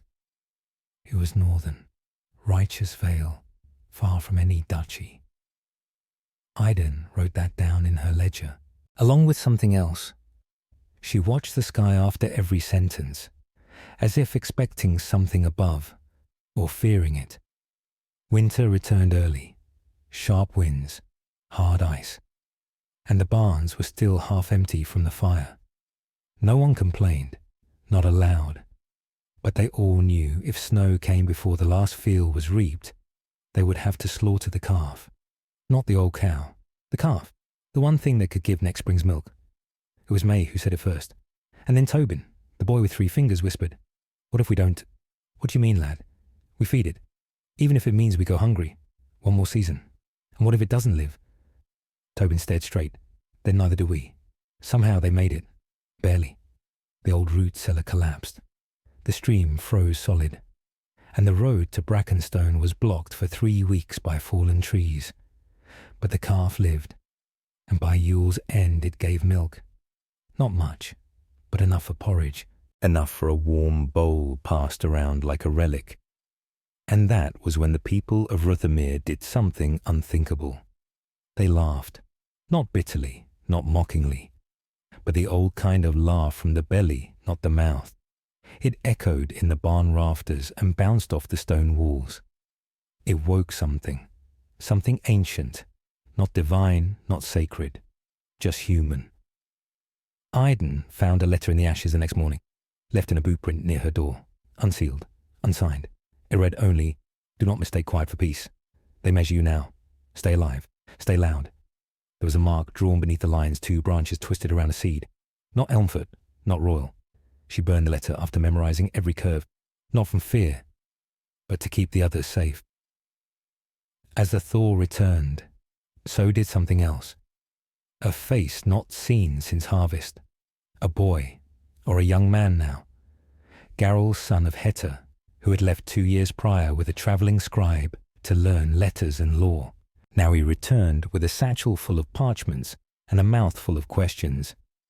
He kissed his mother's hand before speaking. Then he spoke as though he'd never left. I've read the new charter maps. They erased your river. What they redrew the stream's origin point eastward to count it as Elmford's, but it's ours, I know. But the paper says otherwise. Then the paper lies, no worse. The paper believes itself. That night, Iden asked Garrel to explain more. He unfurled a rolled scroll, new symbols, new roads that didn't exist, a keep that hadn't been built, and Ruthermere labelled as Lowcroft Pasture, Reserve Parcel 3D, not a village, not a name, just a unit. That's what we are now. Only if they finish a plan. And how do we stop it? Garrel tapped the seal at the bottom. It was faded. Forgery, no. Then what? It's expired. This document is past its review period. If the royal court hasn't ratified it within the year, the boundary claims are void. When was this written? Garrel smiled. 13 months ago. There was still a catch. The only way to prove the expiration was to present the scroll before the king's clerk, in person, and no copies would not suffice. It had to be the original, and the bearer had to be a named steward of the village. Ruthermere had no steward, only voices, only memory, only survivors. Iden stood. I'll go. Lara raised his brow. You've never left the valley. I've never had reason to. Now I do. You'll need witness papers, signet, a crest. She'll have all of that, Garrel said. I'll forge nothing. You won't have to. He reached into his satchel, pulled out a second scroll. The old pardon. Signed by a royal steward. Now disgraced, yes, but never revoked. Still valid.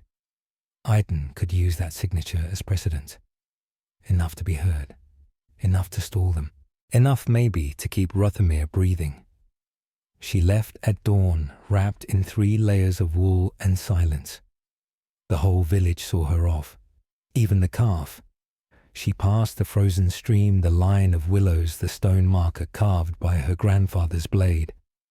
Every step forward felt like walking out of history and into a script written by strangers. She did not look back, because she knew what waited behind her. Fields that still bled, barns that still remembered flame, and people who'd learned that justice did not fall from the sky. It had to be carried, on foot, through frost, through fear, and through the forest of broken empires. Aiden walked for 2 days, alone. The path that once held wagon ruts was now little more than veins of half-frozen mud. No markers, no milestones, just memory and instinct. She carried a satchel lined with straw to protect the scrolls, 1 flask of boiled water, and a pouch of barley cakes made not with pride, but with urgency. On the morning of the 3rd day, she crossed paths with no one, not even a bird, until she heard singing. Not a song exactly, just a tune. Hummed, soft, off-key, and far too close. Aiden froze, then turned. A man stepped from the brush. Robes grey as ash, patched in places with copper thread.